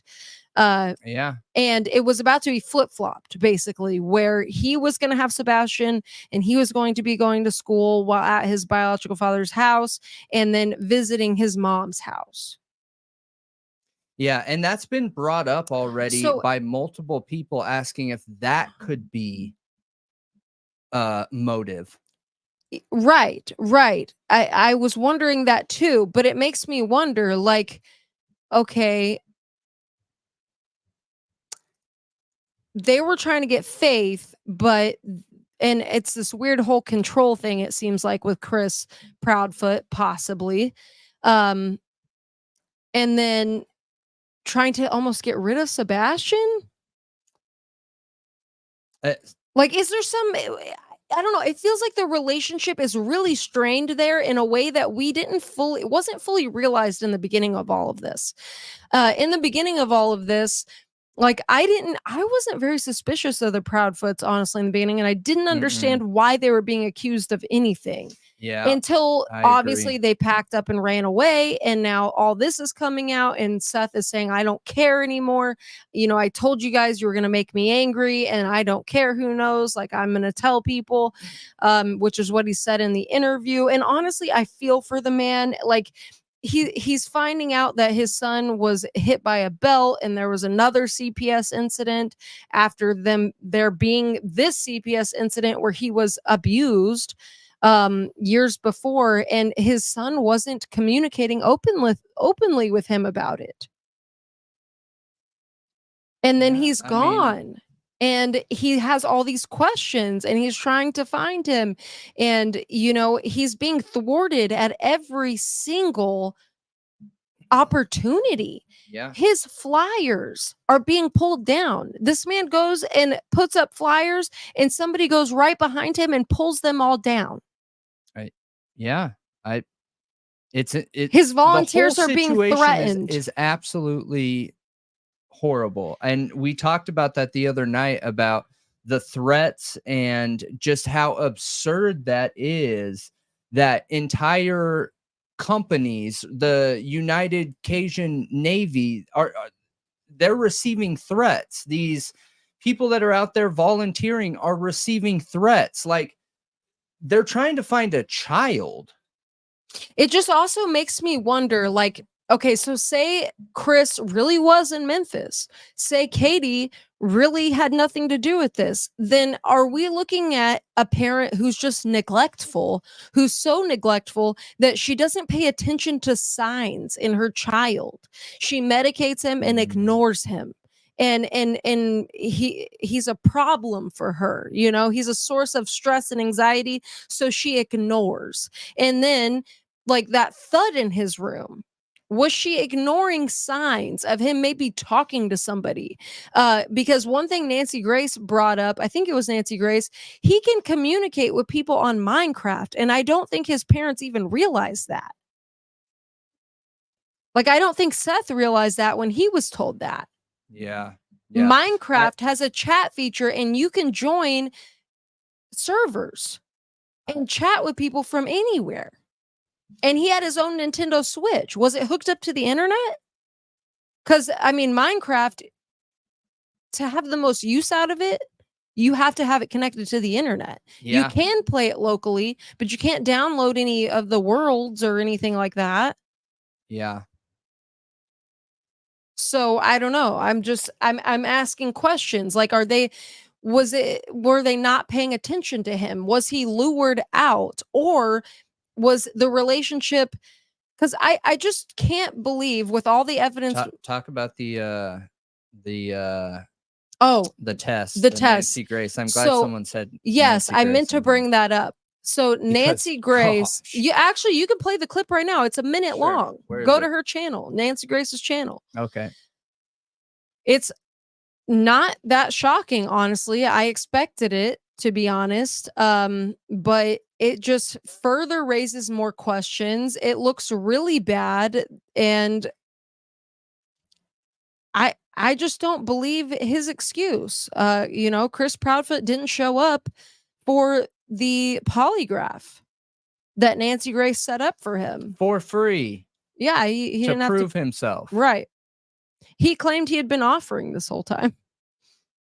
Dude, what is it?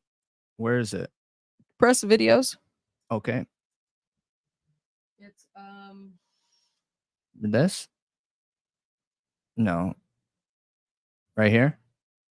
Yeah. Okay.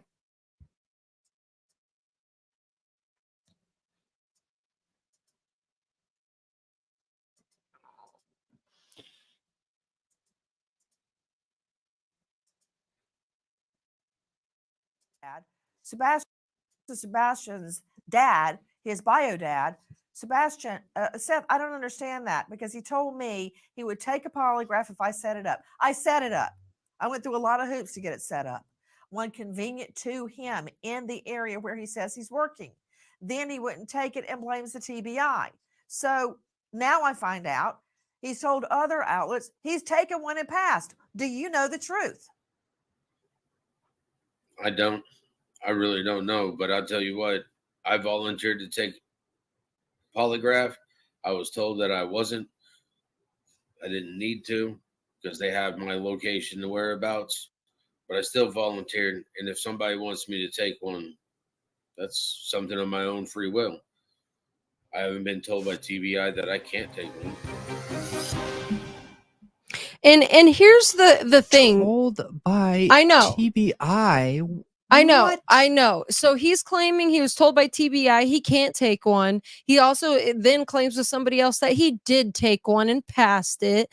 Like it's lie after lie. Just like him detailing a CPS case where he hit Sebastian with a belt and literally a worker came to their home and talked to Sebastian after dinner and was like, "Oh, you don't even have to explain anything to me, Chris. I know." And then went and told Sebastian, like, "You can't lie about people. You'll be the one getting in trouble if you do that again," kind of thing.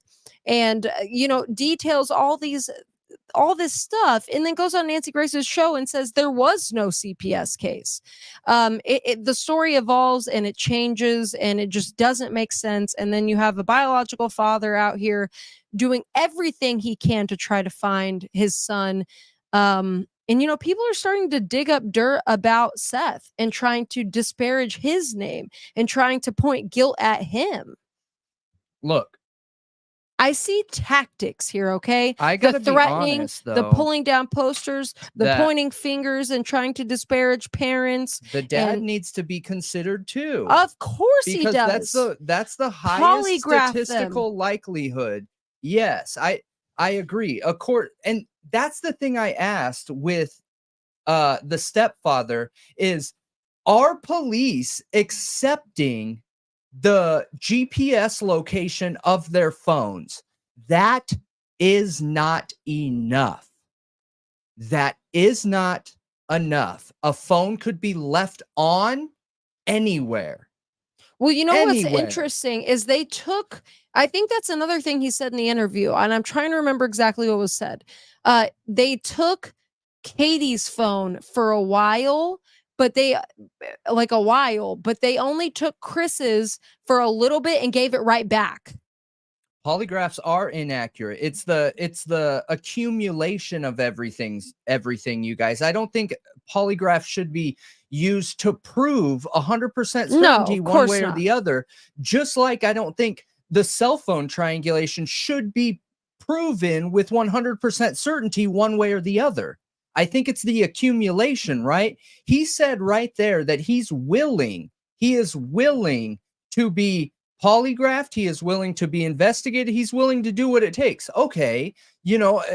Why didn't Nancy Grace offer it to him? I don't know. She did. Oh, she did? She does. He needs to do it. He better do it. He said he will. Okay. She offered it to him. The other guy said he would too. I know. I've seen the whole show. Yes, she offers it and he agrees to take it, and I'm sure he will. I truly believe he's going to take it. But yeah, I don't think polygraphs are the end all be all, but I think that all the parents should be looked into extensively because I do think that is the statistically the most likely scenario. But obviously I hope they're investigating other theories too. And I hope they're looking deeply into Sebastian Rogers' Nintendo Switch, his gaming consoles, all of these things, because I think it's equally as likely, honestly, that he got lured out by somebody. This is a young boy who's been victimized in the past, who's vulnerable, who has social disabilities and is socially inept. Like he doesn't pick up on social cues or body language. Agreed. He has issues with that kind of stuff. He might not know when he's in danger. He might not be able to pick up on the standard Right. behavioral subconscious cues that we learn in our lives. Yeah, I agree with you. And I mean, And yes, this is the biological father. Okay. Yes, this is the bio. Not dad. the stepdad. The stepdad is Chris Proudfoot, who's married to the biological mother, and he's the one who said he would take a polygraph, but then skipped out on it and claims that TBI told him not to. Yeah. This And- father, Seth Rogers, says that he will take a polygraph. And Nancy, and I hope he Nancy does. Grace is trained to give a polygraph. Dude, can you What? imagine? She's not the one her- asking the questions. No, she's not the one administering the polygraph. But that would be great. You know how many people I bet would pay just to get polygraphed by Nancy Grace? What? What do you mean? Like a weird thing? Yeah, like a weird thing. Oh, I bet some Okay. people would love it. Yell Yeah. at me, Nancy Grace. maybe. I don't know. But Nancy Wayne Gracie. Yeah, no, I think all the parents need to be looked into. I mean, it's again, thorough. I It- don't think cell phone evidence should ever be taken, and that's it. That's enough. I don't think anything that is manipulatable, and that's literally one of the reasons why we talk about technology so much on this channel, you guys, is because so many people don't understand technology. Even look, I've been in technology my whole career and my whole life, and I don't think that I am top of the food chain when it comes to experience with technology. There are a million people out there that know it far better than I do. And in the comparison of average technology knowledge, I would say I'm above what average is. So when I've worked with people and set up networks, right, like intranets and networks that help companies function inside their buildings and corporations and things like that, so many people I work with are terrified. Like I'll hand them a keyboard or something and I don't want to break something. I don't want to break something. That's not how it works. You're not going to break something by hitting a key accidentally. You know what I mean? Like that's how lacking the average population's knowledge on technology is. And it's scary for those people. Yeah. So, and this young kid loved know? his games. He probably was very good at the technology that he was used to. And knew probably so much more about it than his parents did, which can make it easier for a child, a teenager, to hide things, but yeah, I did want to say we got a comment talking about we can't ignore the fact that he could be a suspect, and I agree with you. I think that every parent needs to be looked into. That's exactly what we're saying. However, you said that he has been trashing Chris and Katie all over social media. He has not. He remained, you guys, we're like 6 weeks into this thing, okay? Within like the first month, okay, up until the past few days, it's literally only been a few days that he has really laid into them at all. Before this, he would not say a bad word about them. I saw so many interviews where I was shocked that he would not talk any crap. If he was asked a question about them, he avoided it or he said something nice. yeah. He did not talk crap, and I was like, recent. it It's was only only recently. recent because he's Yeah. fed up. He's getting Mhm. worried, he's getting concerned about his son, and they have cut off communication with him. Imagine being him. Sebastian went missing on their watch, okay, on Katie's watch, and she has cut him off and left town. Can you imagine being out on the streets searching for your son? And you're being threatened, your flyers being taken down, and the mother and the stepfather have left town and cut you off. Yeah. I don't know if That I would be concerned. Liz is one of the people that has been pushing back to where for more interest in both parents fairly. And I agree with that. However, I also agree that, look, if he's involved with their relationship, which clearly he is, right? They were co-parenting, then he should be allowed to come out and make any statements he wants, in my opinion. And like I said, I think he's gone a lot longer than I would have if I was in his situation and something like this was going on. I would go 100 miles an hour right from the beginning. That's it, because you're working against statistics here. Right. So you need all the heat as fast as you can get it. Yeah. So, us talking about this, I've said it multiple times already, and I'll say it again. We are not saying anyone is guilty here, but I am asking that these red flag areas that are statistically a higher likelihood of being probable be looked into again. I agree. Because cell phones can be manipulated.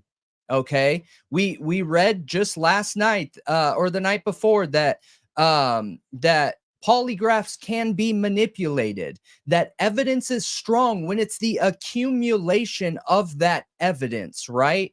And statistically speaking, a parent is involved when a child gets harmed or goes missing. Not every time. They are just the highest likelihood based on the statistics that we have of the national averages.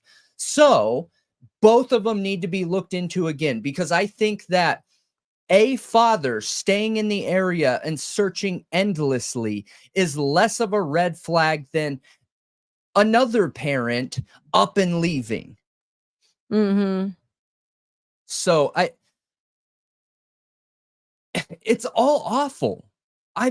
The whole situation is absolutely horrible and disgusting. And I wish we weren't sitting here talking about the drama of whether they need to be looking into this parent or that parent. No, they We should just be looking into all the parents, clearing them so they can move on to what makes sense, Yeah. unless they can't be cleared. Yes. And the fact of the matter is there is no proof Sebastian ever left the home. And that is the biggest red flag of them all, is that there, and by the way, there was a scent hit, but it was a false lead. They determined it was a false lead. So technically, there was no scent trail. Yeah. And so there's no evidence of Sebastian ever leaving that home. Period. Agree. That has set off alarm bells for me from the beginning. So they got a scent at the house. I don't remember where it was. I don't think it was at the house. You would be expected to get the scent at the house, but if there wasn't a scent leaving, then that means more than likely he didn't leave open, where skin cells can come out. They determined it was false, though. Okay. That's what they determined. Got it. So that's why they're saying there was no hit. Yeah. Got it. There's no trail. Yeah. And the fact that there's nothing proving he ever left at all in any kind of way is weird. And being a child abuse survivor myself, and child SA survivor myself, I think that when it comes down to a situation where a life is on the line like this, you prioritize what's worse, being embarrassed because 5 years from now you're going to look back and realize your parents shared that you were abused, or having you alive. You know what I mean? So because I just saw it, like, two people talk about that shouldn't have came out publicly. Dude, that's his father. That's his father. His father can make those decisions. Being a survivor myself, if my life was in danger, and something of that could help guide the direction of the investigation, because maybe the person that would be willing to abuse a child could be willing to make a child go missing. I think it's a fair gamble. I think it's a fair statement to make. I think that it's a fair bit of information to dive into and start investigating. Yeah, I think that Seth is becoming increasingly frantic, if I'm being honest. I think that he's not getting any leads from the police. This is going on for so long. You know, Katie and Chris have only pushed him further and further away, threatened lawsuits against him. He's being threatened. He's getting his posters and flyers taken down. You know, when he's putting them up for his son, and he's hearing things that his son was possibly being further abused at, you know, the stepfather's hands and maybe his mother's hands. And I can understand his concern. And so far, he's gotten the most help from private investigators and Facebook groups and things like that. So, I mean, I understand why he's putting it out there. I understand, you know, that's his decision to make. He's doing what he thinks is in the best interest of finding his son. agree. And I'm not going to judge him for that. Yeah. Do I understand that this isn't a topic that is like up to gossip about what happened to him? Do we take it very seriously? Absolutely. Of course we take it serious. Absolutely. Yeah, it's not just like a topic to gossip about. We're not here to No. gab about what think happened to him. I think We're that's one of the concerned. benefits of me being a survivor of that myself, you know, is I've been through that, and people that have been through situations like that have the room to be able to talk about it. Yeah, absolutely. So do you know some of the behavior changes that happened in you when you were a kid? Yeah, I mean, based on what I was told, I just shut down, stuck to myself. My interests changed, and I just got a lot more quiet and reserved from my understanding, where before I wasn't. So Maybe that could help explain why, if there was some abuse or bad things going on, because Seth Rogers said that Sebastian didn't like going back Dude, to his mom's house. being He was abused frustrated. He was frustrated going back to their home, but wouldn't tell Seth why. yeah, and that's Could what you would that be expect. why? Yes, that is Yeah. absolutely what you would expect. When I was 5 or 6, or it's either 5 or 6 when it happened to me. I didn't tell anybody, nobody, right? Because when you're that young, you don't have the frontal lobe to know the detriment of that situation and what it can cause. But you have enough know withal to understand that something's not right here. Okay. You can tell based on the situation you're in. And I have memories now of it, where those feelings, I felt it wasn't right. I knew something wasn't right. But then you're worried because you're involved that you could be in trouble. So you don't understand. Your brain isn't developed enough Right. as a kid to understand that you need to talk about it. And on top of it, he that has you need to- autism. Yeah. Yeah. So yes, what the father is saying makes sense for a child that was abused in that manner. Yeah. And ongoing abuse, he could be keeping secret. Yeah. Yeah. I mean, all it takes is once. But yes, ongoing is a continued secret. And too. I'm not even necessarily saying SA. I'm talking also about, like, you know, maybe physical or emotional abuse from the stepfather, or, you know, because he didn't like going there. Like, that's what Seth said. He was frustrated by going back to that home. And there's clearly a reason he was about to go live with his biological father for like basically full time and go to school with him. There's a reason for that. Yeah. And you know, knowing that they were trying to get Faith and trying, you know, had ramped up their efforts to get Faith, and also finding out that because of what happened to Sebastian, they don't want him around Faith. It adds layers to this dynamic that make you realize, like, things were not good. Because when you look at the pictures of Sebastian, when you like, just at a first glance, without learning these deeper details and everything Nina Gomez, Chris Proudfoot's ex-wife, said, when you don't hear any of these things, it seems like he had a pretty good life. Like, look at the day he went missing. He got to do so many things. They went grocery shopping. They went to the bowling alley. They went out to eat. He has a pet snake. He has pet dogs. He has a lot of enrichment from what it seems, just from pictures and just from surface level.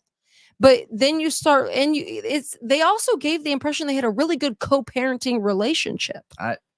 Yeah, That's the impression we got. In the beginning, they did, and that's concerning too. I gotta be honest, that's concerning too. Maybe it wasn't so good though, because why was Seth only communicating with the stepfather? No, yeah, And not Katie. Look, I'm right there with you. Where so maybe it wasn't so good. Exactly. Yeah, I don't think it was. Come on, based on that interview that he did last night, there's something there. Okay.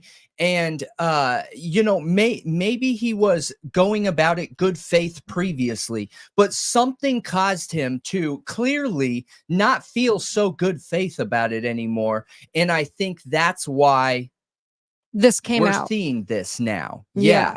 And to me, it makes sense. I get it, because like I said in the beginning, that when you're trying to find your child, I say you go 100% right away. You're playing against odds, against statistics, against probabilities, and you need to. The first 24 hours, 48 hours, it's vital. Like, you got to go all out in the beginning. No skeletons. Put them all out on the lawn for everyone to see. That's the only way. And to be honest, secrets don't help anybody. All secrets are hiding bad, all these family secrets and things that have happened to you. Yep. It's toxic, if I'm being completely honest. Yep. Like, I may not come out here and air my dirty laundry to the whole world, but if you know me personally, you're gonna know all of my dirty laundry, because I'm gonna air it. You know what I mean? Oh yeah, no, I'm the same way. I mean, even on here, we're still pretty open. It's just we're not. I mean, there's just some things that aren't. It's not the time and place. That I can be open, I will be. And I've been honest with everyone. If the time comes where we go full time, dude, I'll share everything with everybody. I don't care about people knowing my last name or knowing where I work or where I live or anything having to do with anything like that. The only reason that I can't right now is because of, rules that I have on jobs and things of that nature, that I am not allowed to share that. So, like, using that as an example, I think in these situations specifically, there is so much benefit out there to just lay it all out. It should be everything. You should be looking back in your past and history and trying to come up with any possibilities of angles, because a child going missing and being abducted already doesn't make sense. Okay. So you need to go back and start looking for all those situations that don't make sense. It won't make sense to you. That's why in an investigation, you gather all information, you gather all data, you gather all everything and connect the dots later. Yeah. I mean, I know it can feel a bit extreme, laying all of your dirty laundry out there. But I mean, the thing is that when you're keeping secrets, like, especially the fact that he was abused, like, was that told to the police? I'm really curious if the police knew that. Yeah. I just want to be clear, hope they would have. I'm not suggesting you go online and share all your personal information. That is not what I'm suggesting. I think because of the position we're in, having a show and everything, it allows people to connect with you when you're transparent about those things. I unfortunately can't do that right now.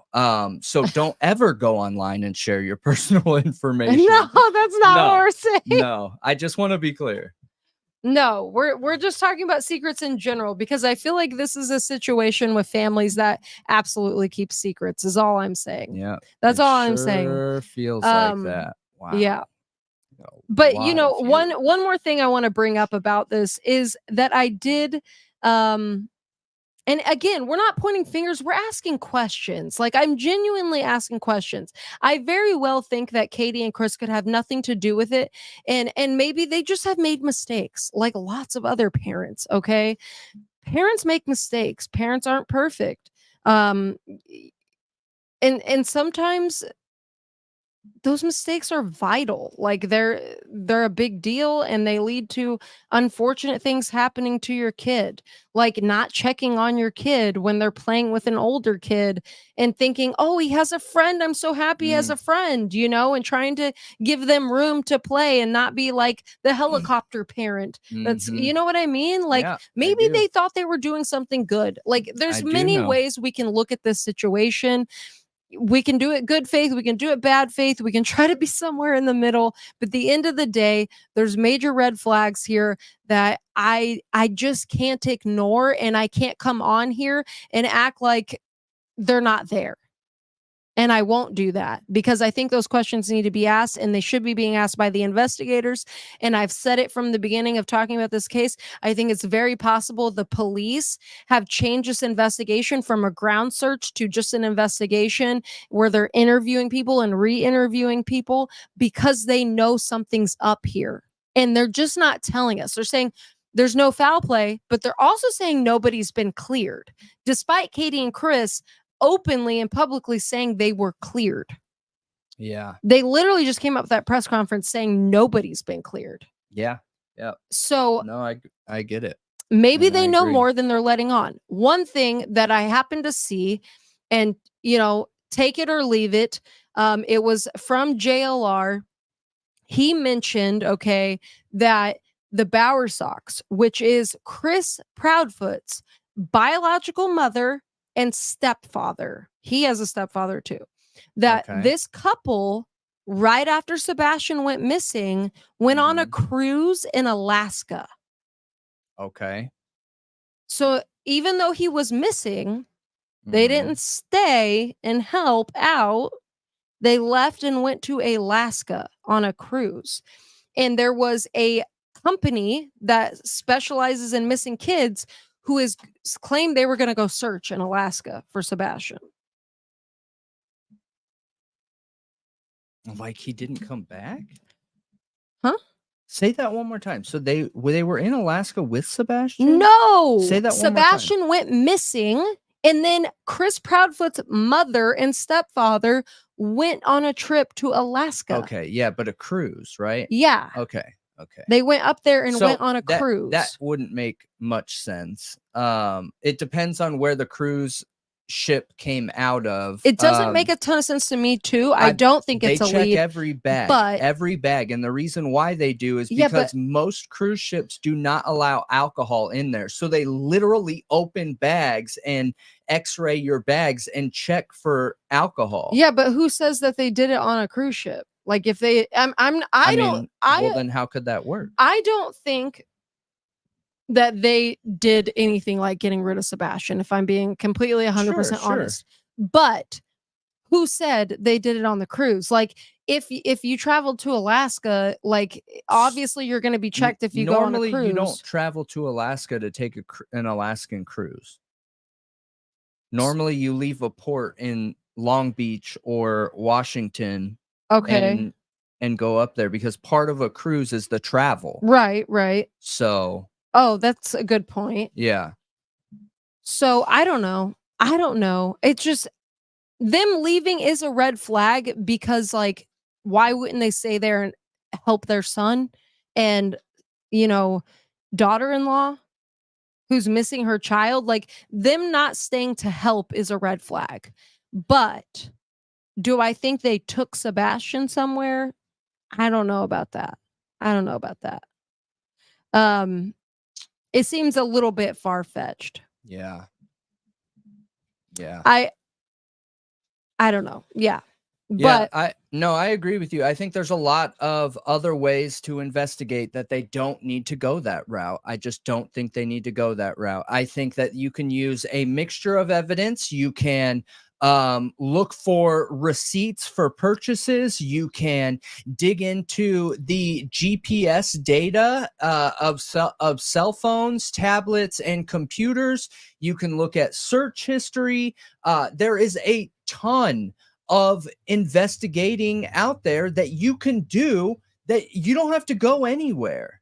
Nowhere. Somebody talked about it. The likelihood that somebody is that good of a criminal where they know to not ever reference and or say anything on a tablet, phone, computer, and only talk away from speakers, like it's just really rare. Yeah. You know, and these people don't seem like some career criminals of making people go missing.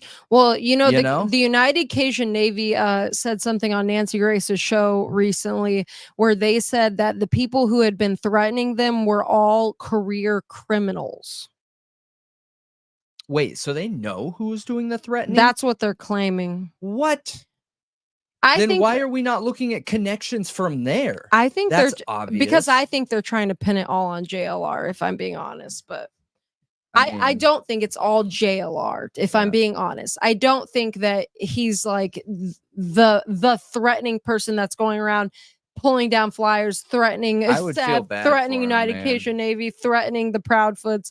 I don't think that's him, even though he can be obviously kind of a menace sometimes because he's out there with his camera asking everybody questions. Like, I could see that being like super annoying. I Yeah. could see that bothering some people, but that doesn't mean I think that he's going after people and threatening them. Like, that's Yeah. a whole other thing. No, I agree with you. And if that's if not that his happened record. That because is not mainstream what his media- record is. if that's what happened because mainstream media was trying to prove a point with YouTube creators, because there's all of a sudden this attack right now on YouTube true crime content creators, I would feel bad for him. And you know, I don't watch JLR content, not because I don't have anything, not because I have something against him, just because it doesn't do it for me. If I am going to watch content, I have such little time already to watch content.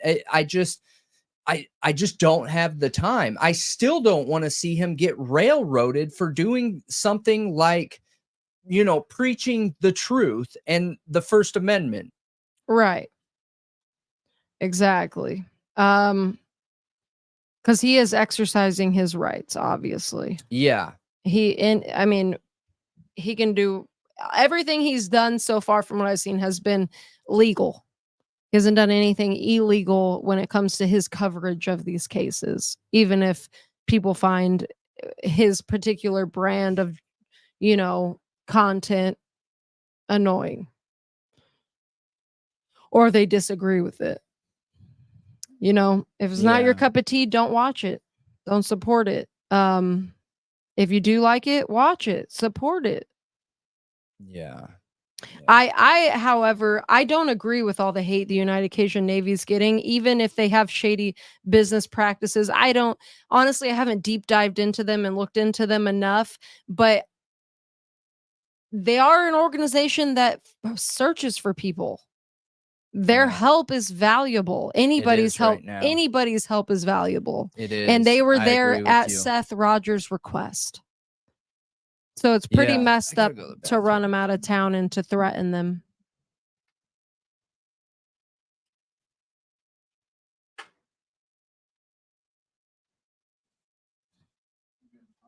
Well, yeah.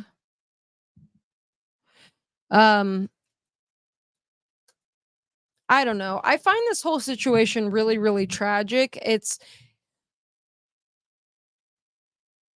I understand what the people are saying who are like, it's not fair to point fingers at Katie and Chris so quickly. I understand it.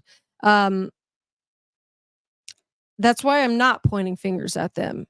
But the choices that they've made, they're just something else, man.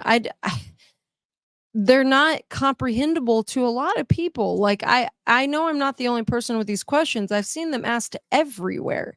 A lot of people are like, the math isn't mathing. Like, this just doesn't make any sense. Why would you make this choice? Why would you threaten a lawsuit against the bio dad because he's got to go fund me to supplement income while he's, out of work searching for your son? Why would you pack up and leave town? Why would you lie about the whole CPS thing? Why would you not tell the honest truth about, hearing Sebastian that night, the first time you talked about it, when there was the loud thump? There's just so many questions, and it starts to make you wonder: are they telling the truth about anything? Are they telling the truth about anything? How can a young boy in 7 degree? It was like 70 degrees or higher when he disappeared, and he was supposedly barefoot.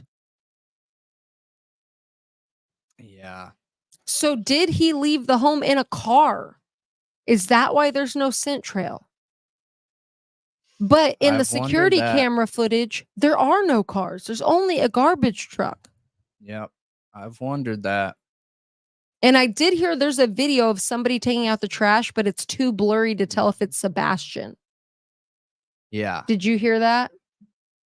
So that's not even proof of life because they can't tell who was taking out the trash. They can't tell if it was Sebastian or It's not. that bad of footage? That's what Seth said, yeah. Oh, wow. Okay. Jeez. And if you That guys is wild. didn't hear, the glasses were Gosh. declared not to be Sebastian's. Seth actually saw them and he said they were so close that he told them to bag them up. So how did they confirm they weren't Sebastian's, I wonder? Yeah, I am not I'm not saying sure. I disbelieve it or anything, but I do know that cops sometimes will lie so that people know, Yeah. they're not on their tail. Yeah. But anyway, that's Yeah, really we it for can- the updates on Sebastian Roger and talking about that whole situation. Do you want to pull? You haven't pulled up the missing poster. You probably should while we're closing Okay. out that topic, just because. Yeah, nobody's been cleared. We have no more answers, and I really just am hoping for them. I hope he's safe somewhere and he gets found. I know Seth said he felt like somebody was moving him. That he thinks he's alive and somebody's moving him around.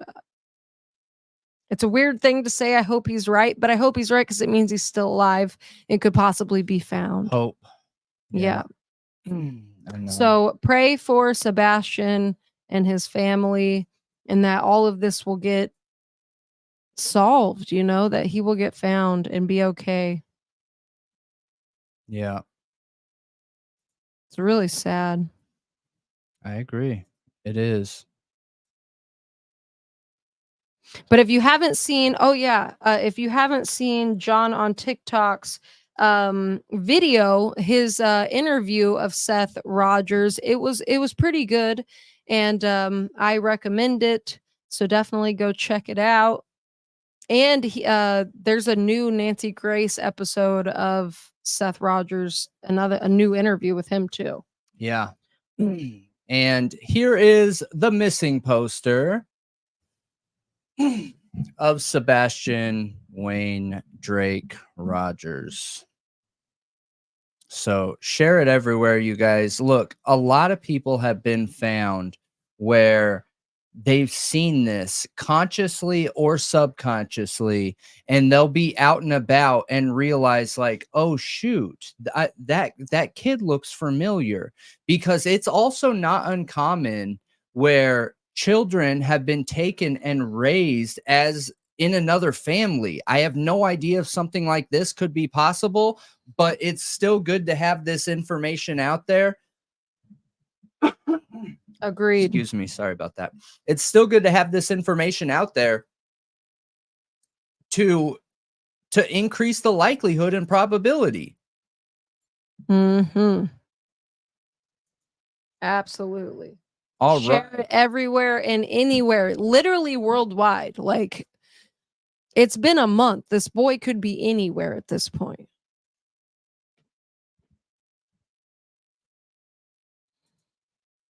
Yeah, I agree. So now we are getting back into Idaho for And we are going to go technology, baby. Technology. So what exactly is this about? When it comes to trial, if you were the state's digital expert witness, walk me through the process of how you would have collected evidence if Bryan Kohberger is the guy. How would you rule out people involved in the crime? With Bryan Kohberger's criminal background or criminology background, in your experience, do you think Bryan Kohberger would be able to outsmart you or the system? To rule out the victim's closest circle to Greek Road, does anyone have the same or equivalent background as Bryan Kohberger to execute this crime? So could Bryan Kohberger, or in general, people outsmart me or any technology expert out there? Yes, always. There is always someone smarter. There is always someone faster. Good point. There is always someone better. There is always the next person, right? Like, we very rarely in the human race go backwards in general statistics, whether it comes to running, racing, knowledge, technology, anything like that. So I would take that off the table immediately, because I am not that smart, you guys. I lean into learned knowledge, okay? I don't try and lean into knowing something or being smarter or better in any way in relation to that, okay? So yes, he could totally outsmart any of their experts. Absolutely. Absolutely. Now, when it comes to evidence, let's just go forward, assuming that this is the beginning of the investigation, okay? Okay. What I would suggest is that you start local to the crime scene and work out. Mm-hmm. So, any devices on site is where I would start. So every computer needs to be looked through and downloaded. Every phone needs to be looked through and downloaded. The router needs to be looked at on the computer and see what devices are common and active the last time they connected to the router, things of that nature. Obviously, you look at the cameras. You look at the TVs, the smart TVs. When were they on? Do they have a camera? Do they have a microphone? I would look for any recording devices whatsoever. Some alarm clocks can record. I think that's pretty much it. Cameras, anything like that on site. And I mean, what I would do is gather all the evidence first, and I would download all of that evidence to be able to look back and reference it anytime I want. And then I would move outward from there and go to the closest camera, and then cell phone tower, and any other technology that is in the university. So did you know universities have microphone recording stations now? A lot of them do this. So like, if there happens to be a crime on the campus, they not only have gun alert speakers, so like it'll pick up the shot of a gun, it will pick up screams, it will pick up any high, like louder noise, and cue it to start recording, so that somebody on the other end of some computer somewhere can check what that is and make decisions on what's best in that situation. Every university I've ever been to also has a slew of cameras everywhere. So I would be checking those cameras, and then I would go to the cell phone technology, or the cell phone towers. And on the cell phone towers, my immediate go-to would be the data dump, just like they did. And I would data dump to see what devices are there at that time, and start checking those people off the list. What's interesting in this case is they claimed that Bryan Kohberger's phone was off during that time. Yep. So if I'm trying to convict Bryan Kohberger, my next point of investigating would be looking to see if he has other devices. On average, people have 6 devices. I think it's more than that. I think it's 7.6 now. 7.6 devices per person on average. Crazy, right? Devices. So what that just saying Phone, computer, tablet, smart TV, anything with a functioning computer system. does your car count as one of those? Yeah. Yeah. Interesting. Absolutely. Absolutely. So, I mean, I would have gathered all his devices exactly like we see in that list that we talked about earlier. Mhm. And that list is so interesting because look, and it's probably just my background and experience, you guys, but if somebody handed me that list and said, Brendan, what is the most important information on here?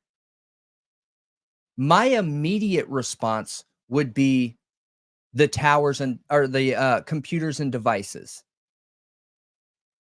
Immediately. That's what matters most to you. Yeah. Yep. Yep. I mean, collecting all of that information right away, I think is like vital to any case. All of it matters so much. Like we live in a world now that's basically Big Brother's watching you constantly, man. Technology is in every aspect of your life. Every aspect. It's tracking your every movement. Yeah. I mean, I'm not against that, but yeah. I'm not against that either. I'm just Yeah. saying that like it's very hard to avoid that now. Yeah. But if there's anybody who could, you would think it's somebody who was literally studying like computer forensics. Yeah. Yeah. Just saying. If you got a hold of one of Bryan Kohberger's devices, you should be able to see the level of experience and knowledge he has using computers. You should be able to Just tell. based off like his settings and everything. Yep, just based off his settings, what systems he was running, what operating system, histories, saved documents, the most traveled websites, like that would tell you a lot. That would tell you a lot about somebody. So it's interesting to me that none of mainstream media and very few true crime content creators have been talking about all the computers and technology that they got from Bryan Kohberger's house, parents' house, you know? And yeah, I absolutely, good call out. I absolutely, in any of his technology and research, you guys, I would be searching, any of the, I would be looking for any deleted files. Absolutely. So, do you have any idea how you recover deleted files? Well, yeah. How, sure. So how do they do that?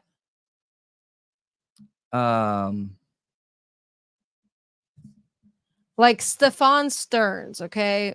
He had all that stuff on his phone where he factory reset his phone after Madeline Soto had been found and passed away and everything. Or wait, no. After she went missing, because he was arrested before she was found. How did they recover all that stuff that was deleted in his factory reset? The cloud? It can go so many different directions. It's not only the cloud. And that's again one of those things where I've said this to quite a few people that want an answer around technology, and there's not always a straight answer. because of how many different settings and systems that we have on our devices. It could come from his cloud storage. It could come from his email storage. It could come from his saved history of his email login on his Internet Explorer. It could come from background application data. It could come from I'll just say the hardware. The most people call it motherboard. The storage settings on any device that you're managing and or using. Oh, so like, for instance, if he had, say, an app that, downloaded all of his pictures, like but that's cloud, right? Like we're talking cloud pretty much. Not an app, no. So some apps retain copies of your pictures I- that without sure. being a cloud backup type app? It all depends on what that app uses for storage. Not every application runs off of cloud computing. Okay. So it just depends on which app. I don't like getting caught in this terminology of always using cloud. Everyone likes to throw around cloud, but cloud is a specific thing. I mean, not everything that is saved that's not on your physical phone is in the cloud. It could be saved on an actual piece of hardware somewhere, Oh, okay. So there's like two different definitions for what cloud storage and cloud is nowadays. So Interesting. yeah. So, I mean, we've heard nothing anywhere about anything that has been found on Bryan Kohberger's tech. Nothing. Nothing. And here's some examples. I guess I can go into some examples. So let's say they have nothing on the device, okay? Let's say Bryan Kohberger has absolutely nothing on his phone device. Okay. Let's say there's nothing in his email. You mean that's inculpatory? Yeah, exculpatory. Yep. No, I mean inculpatory. There's nothing I'm on trying it that to prove him guilty. Yeah. So okay. Yes. So let's say there's nothing in his email. Let's say there's nothing in his cloud storage on top of it, right? Because he had an iPhone. Then they get the search warrant for some of his applications. Like, I think when we first dug into this topic, we went into the GPS location of applications that were on my phone. And let's just say it's any one of those applications, like Spotify, okay? Let's say they looked into his Spotify. Well, Spotify wants to know your GPS location, okay? So they could, after not getting anything on his phone, anything in his email, anything having to do with anything manufacturer related, reach out to a warrant for Spotify, and Spotify could have been tracking his GPS location because maybe it wanted to show him bands of the nearby area that he was in. And there happens to be a band that's registered on Spotify in Moscow, Idaho. So then they could determine his GPS depending on how detailed that GPS coding is. If it's precise GPS or if it's general GPS, because there are different specificities when it comes to GPS too. Really, really interesting. Yeah, I wish there was an easy answer. I really do. But unfortunately, there's not an easy answer when it comes to any of this stuff, you guys. There's not an easy answer at all. It's really dependent on the type of tech, the person who's using it, the settings, yeah. What applications you have downloaded. It depends on a lot of different factors. Yeah, it does. It absolutely does. So after we gather all that technology and we're able to place him at the scene of the crime, then I would start digging into history. Like, look, if the evidence that they currently have against Bryan Kohberger was backed by trustworthy and legitimate evidence, I think they might have something there, maybe. I think they could maybe have something there. But we know that the evidence that they're using within the triangulation data is not possible. We know it's not possible. Right. So the Hail Mary here is going to be the GPS data, is going to be the background application data on his phone. For sure. That's the only option we're going to be able to see Bryan Kohberger be placed at the scene of the crime. I mean, and considering they waited a month to go pick up the gas station footage and lost it, they didn't get it because they waited too long. The fact that they let Bryan Kohberger, thinking he's guilty, drive across the country and clean his car and everything else. Like, I'm not very confident they collected everything in a timely manner when they should have. I agree with you. And it's not even I'm not confident. Like that was pretty dang upfront about that lost footage. Yep. You know, and for anyone watching, that was such a big video, you guys. Here you go. I just posted it in the chat to let people know, because we have a lot of viewers that are not chatters. The people who chat is maybe like 10% of the people who watch. So just know that it's in there. I'll post it one more time here. Easy to find. 1, 2, 3. So you should be able to open up live chat and get that link, you guys. Yeah, they lost footage because there wasn't an urgency there. Mm-hmm. They did. Problematic. It is very problematic. It just makes me wonder, like, what else did they lose?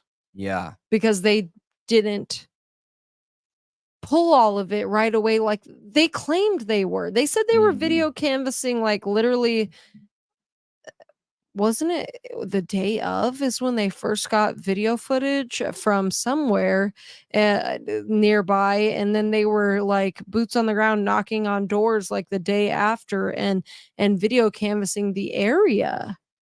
Yeah. And they get a call from that gas station attendant and then wait a month after they got the call to go get it. I just can't understand that decision. Yeah, I can't either. And we saw statements from police that they put out in the general area asking people to bring forward their technology evidence for these very specific areas that they were asking for. But what's crazy is that Moscow is small enough, they should have gathered all the video footage that they could have, in my opinion, that starts from the off-ramp from Washington and over to Main Street and around that school. So maybe like a 5-mile radius. And it wasn't even 5 miles to Main Street. We did the math on one of the videos. I don't remember which video it was, but I think it was like barely over a mile. It's very close. Yeah. Very, very close. Yeah. I think it was barely over a mile. So, you know, it's interesting. I think there is a very big opportunity for them to convict somebody in this case with technology, period, with their technology. But it has to be done right.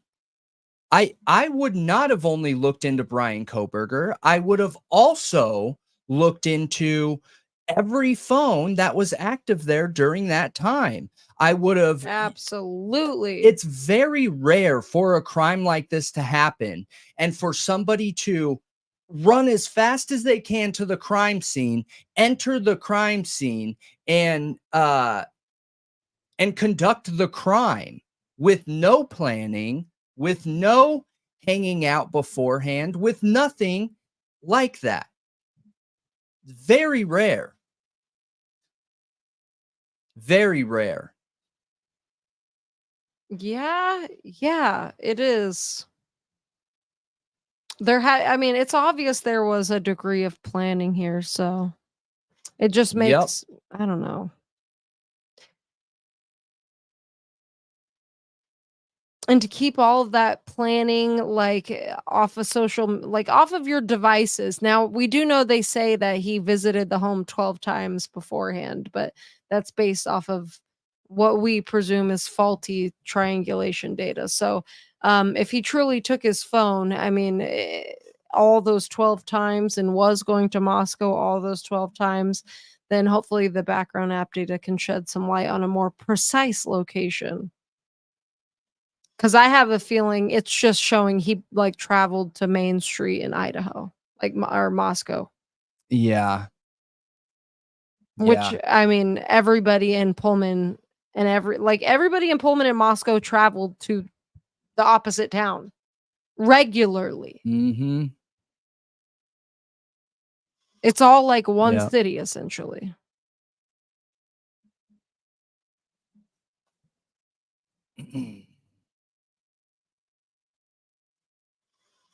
Yeah. Make sure you guys are being respectful in the chat. Don't make me just start deleting people, please. Respectful debate. Respectful debate. That has been our motto from the beginning.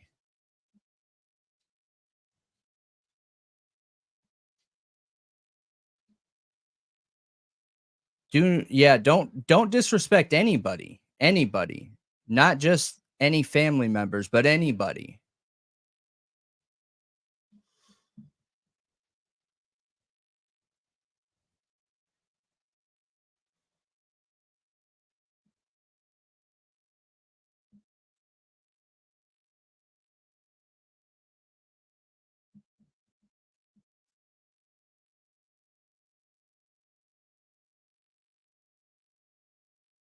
I don't even know what the question was to try and clear it up. Yeah, I don't know.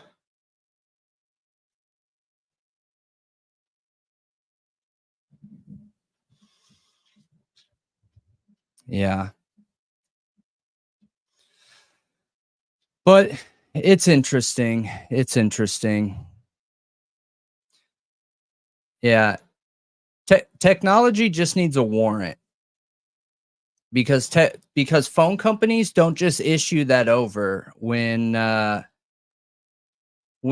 police call phone companies. I mean, I have friends in every phone carrier, and most of them can't issue those details themselves. They have to go through legal. Yeah, and that's a good point. Like they said he was in the area. They didn't say he was at the house. Right. Yeah. It's because they can't say he's at the house. Exactly. Exactly. Yeah. And just saying he visited Moscow 12 times, then I'd be like, okay, let's take any WSU student and see how many times they visited Moscow. Mm-hmm. Like any of them. Like, let's take a whole group of them and do a survey. How many times do you visit Moscow? In in 6 months. Guarantee it's a lot. All of them travel back and forth. So it means nothing if they can't prove he was at a location when the victims were at that location, or he was going to the home. There has to be some kind of repeated thing here. Yeah. That he's in the same spot as one of the victims every time, or he's at the house. Yep. It is curious, though, that Xana went to the University of Idaho and her sister went to WSU. Yeah. Have you ever thought that could be a possible connection if Bryan was guilty? That I don't how. Like I would he be learns curious of how. Xana because of her sister. Like somehow. So like maybe he was stalking Xana? Like Xana visited her sister at the campus, or you Maybe. know, I and think he that saw her. I think that could be as strong as him just being in the Moscow area, Sure, yeah. you know? And noticing one of them. Yeah. Yeah. Yeah. I know we have quite a few people that come and hang out with us on here. Most of them leave comments on the video and don't engage in the chat that live in Moscow. That their input is always really interesting. I always appreciate it. It's interesting for sure.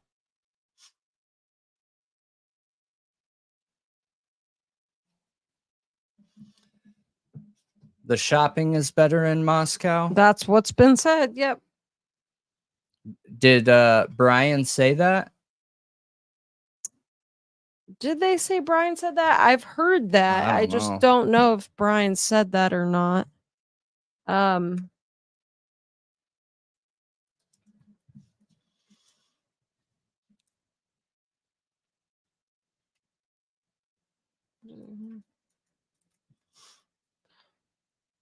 Oh, yeah. It's interesting.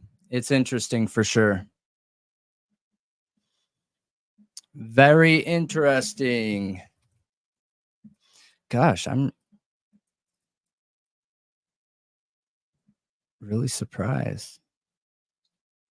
I was just looking up the sales tax That's great. in the States, and I mean, because I wondered if that had anything to do with people shopping in Idaho. But I don't know that it would, because this says the state of Washington has a 6.5% sales tax, and Idaho has a 6% sales tax, is what Google says. So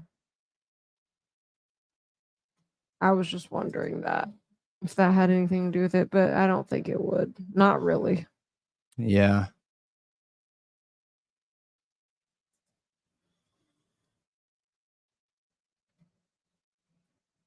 Yeah. Interesting for sure. He responded. But yeah, I think with that, you guys, that would probably be all of the evidence that would be able to be accepted by the courts. That's all that it would receive. I mean, that's all there would be that could be used and or received in court. I don't think there's anything else that that isn't too theoretical. When you start getting more theoretical with the science practices, the less likely you're going to be able to find experts, the less likely it's going to be taken into consideration, the less likely it's going to be able to be used and mean something in court. Okay. So That makes sense. yeah.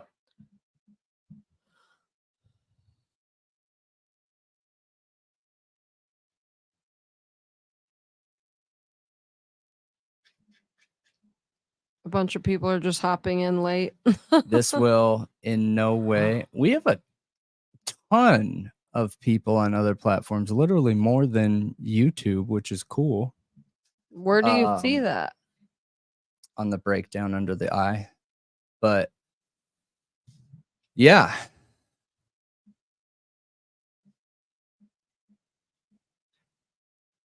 So yeah, I don't think this could help any criminal or anything like that. I know you're saying that joking, but when it comes to like what we see in the 4chan posts, you guys, that would help what's being talked about. Leaving your phone on YouTube and then using that phone to prove that you were there because it's being used at that time. Great idea. Absolutely great idea. Super great idea. Hey, Bon.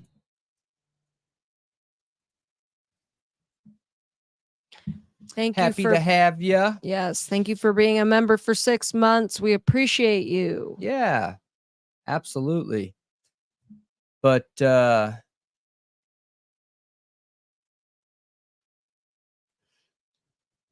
yeah, it's a good technique, you guys. If you have any other questions or anything, you can always leave them in I think I still have that poll up, right?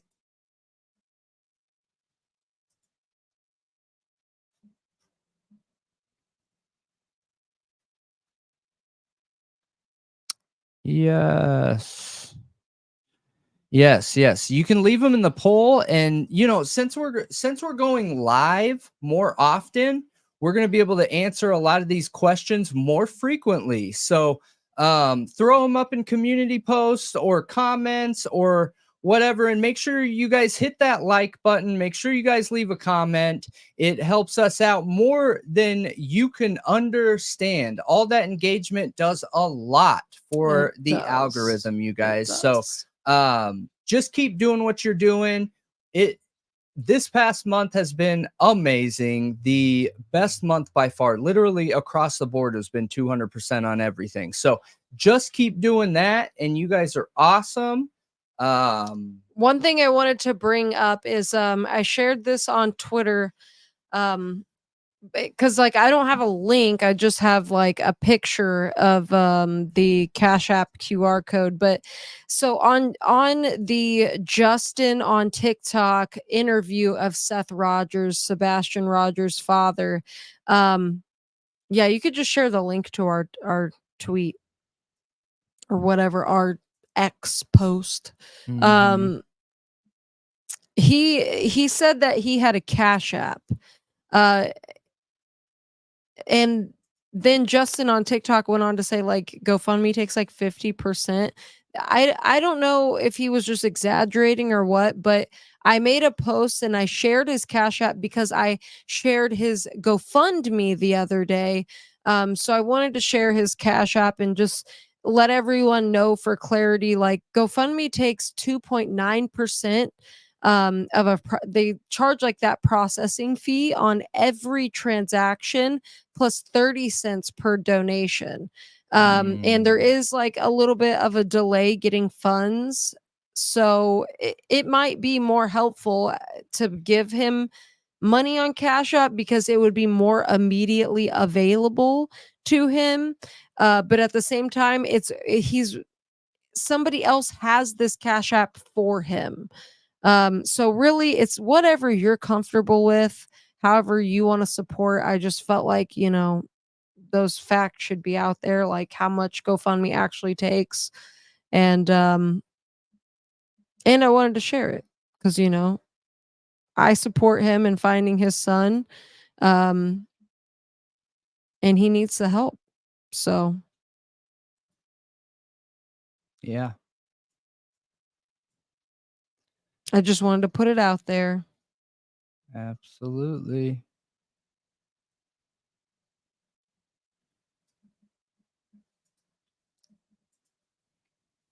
Did I share it? I think I did. I don't know. Did you? I think so. All right, you guys, that is it for the True Crime Talk Show brought to you by Thought Riot Podcast. Make sure you check out all the podcast platforms. Make sure you check out all the social medias. We are /Thought Riot Podcast. Oh, my bad. You didn't share it? I thought I did. Hang on.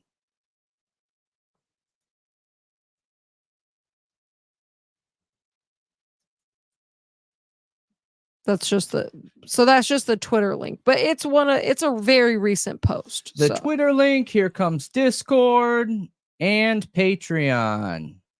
It'll be at the top. And for anybody that noticed you're not getting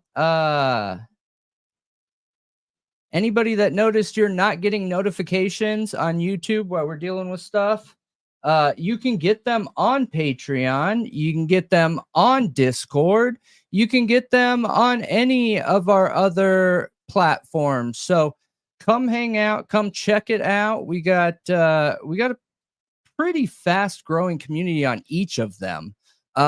So come hang out, come get some notifications. Everything is free. None of our platforms require payment, you guys. None of them do.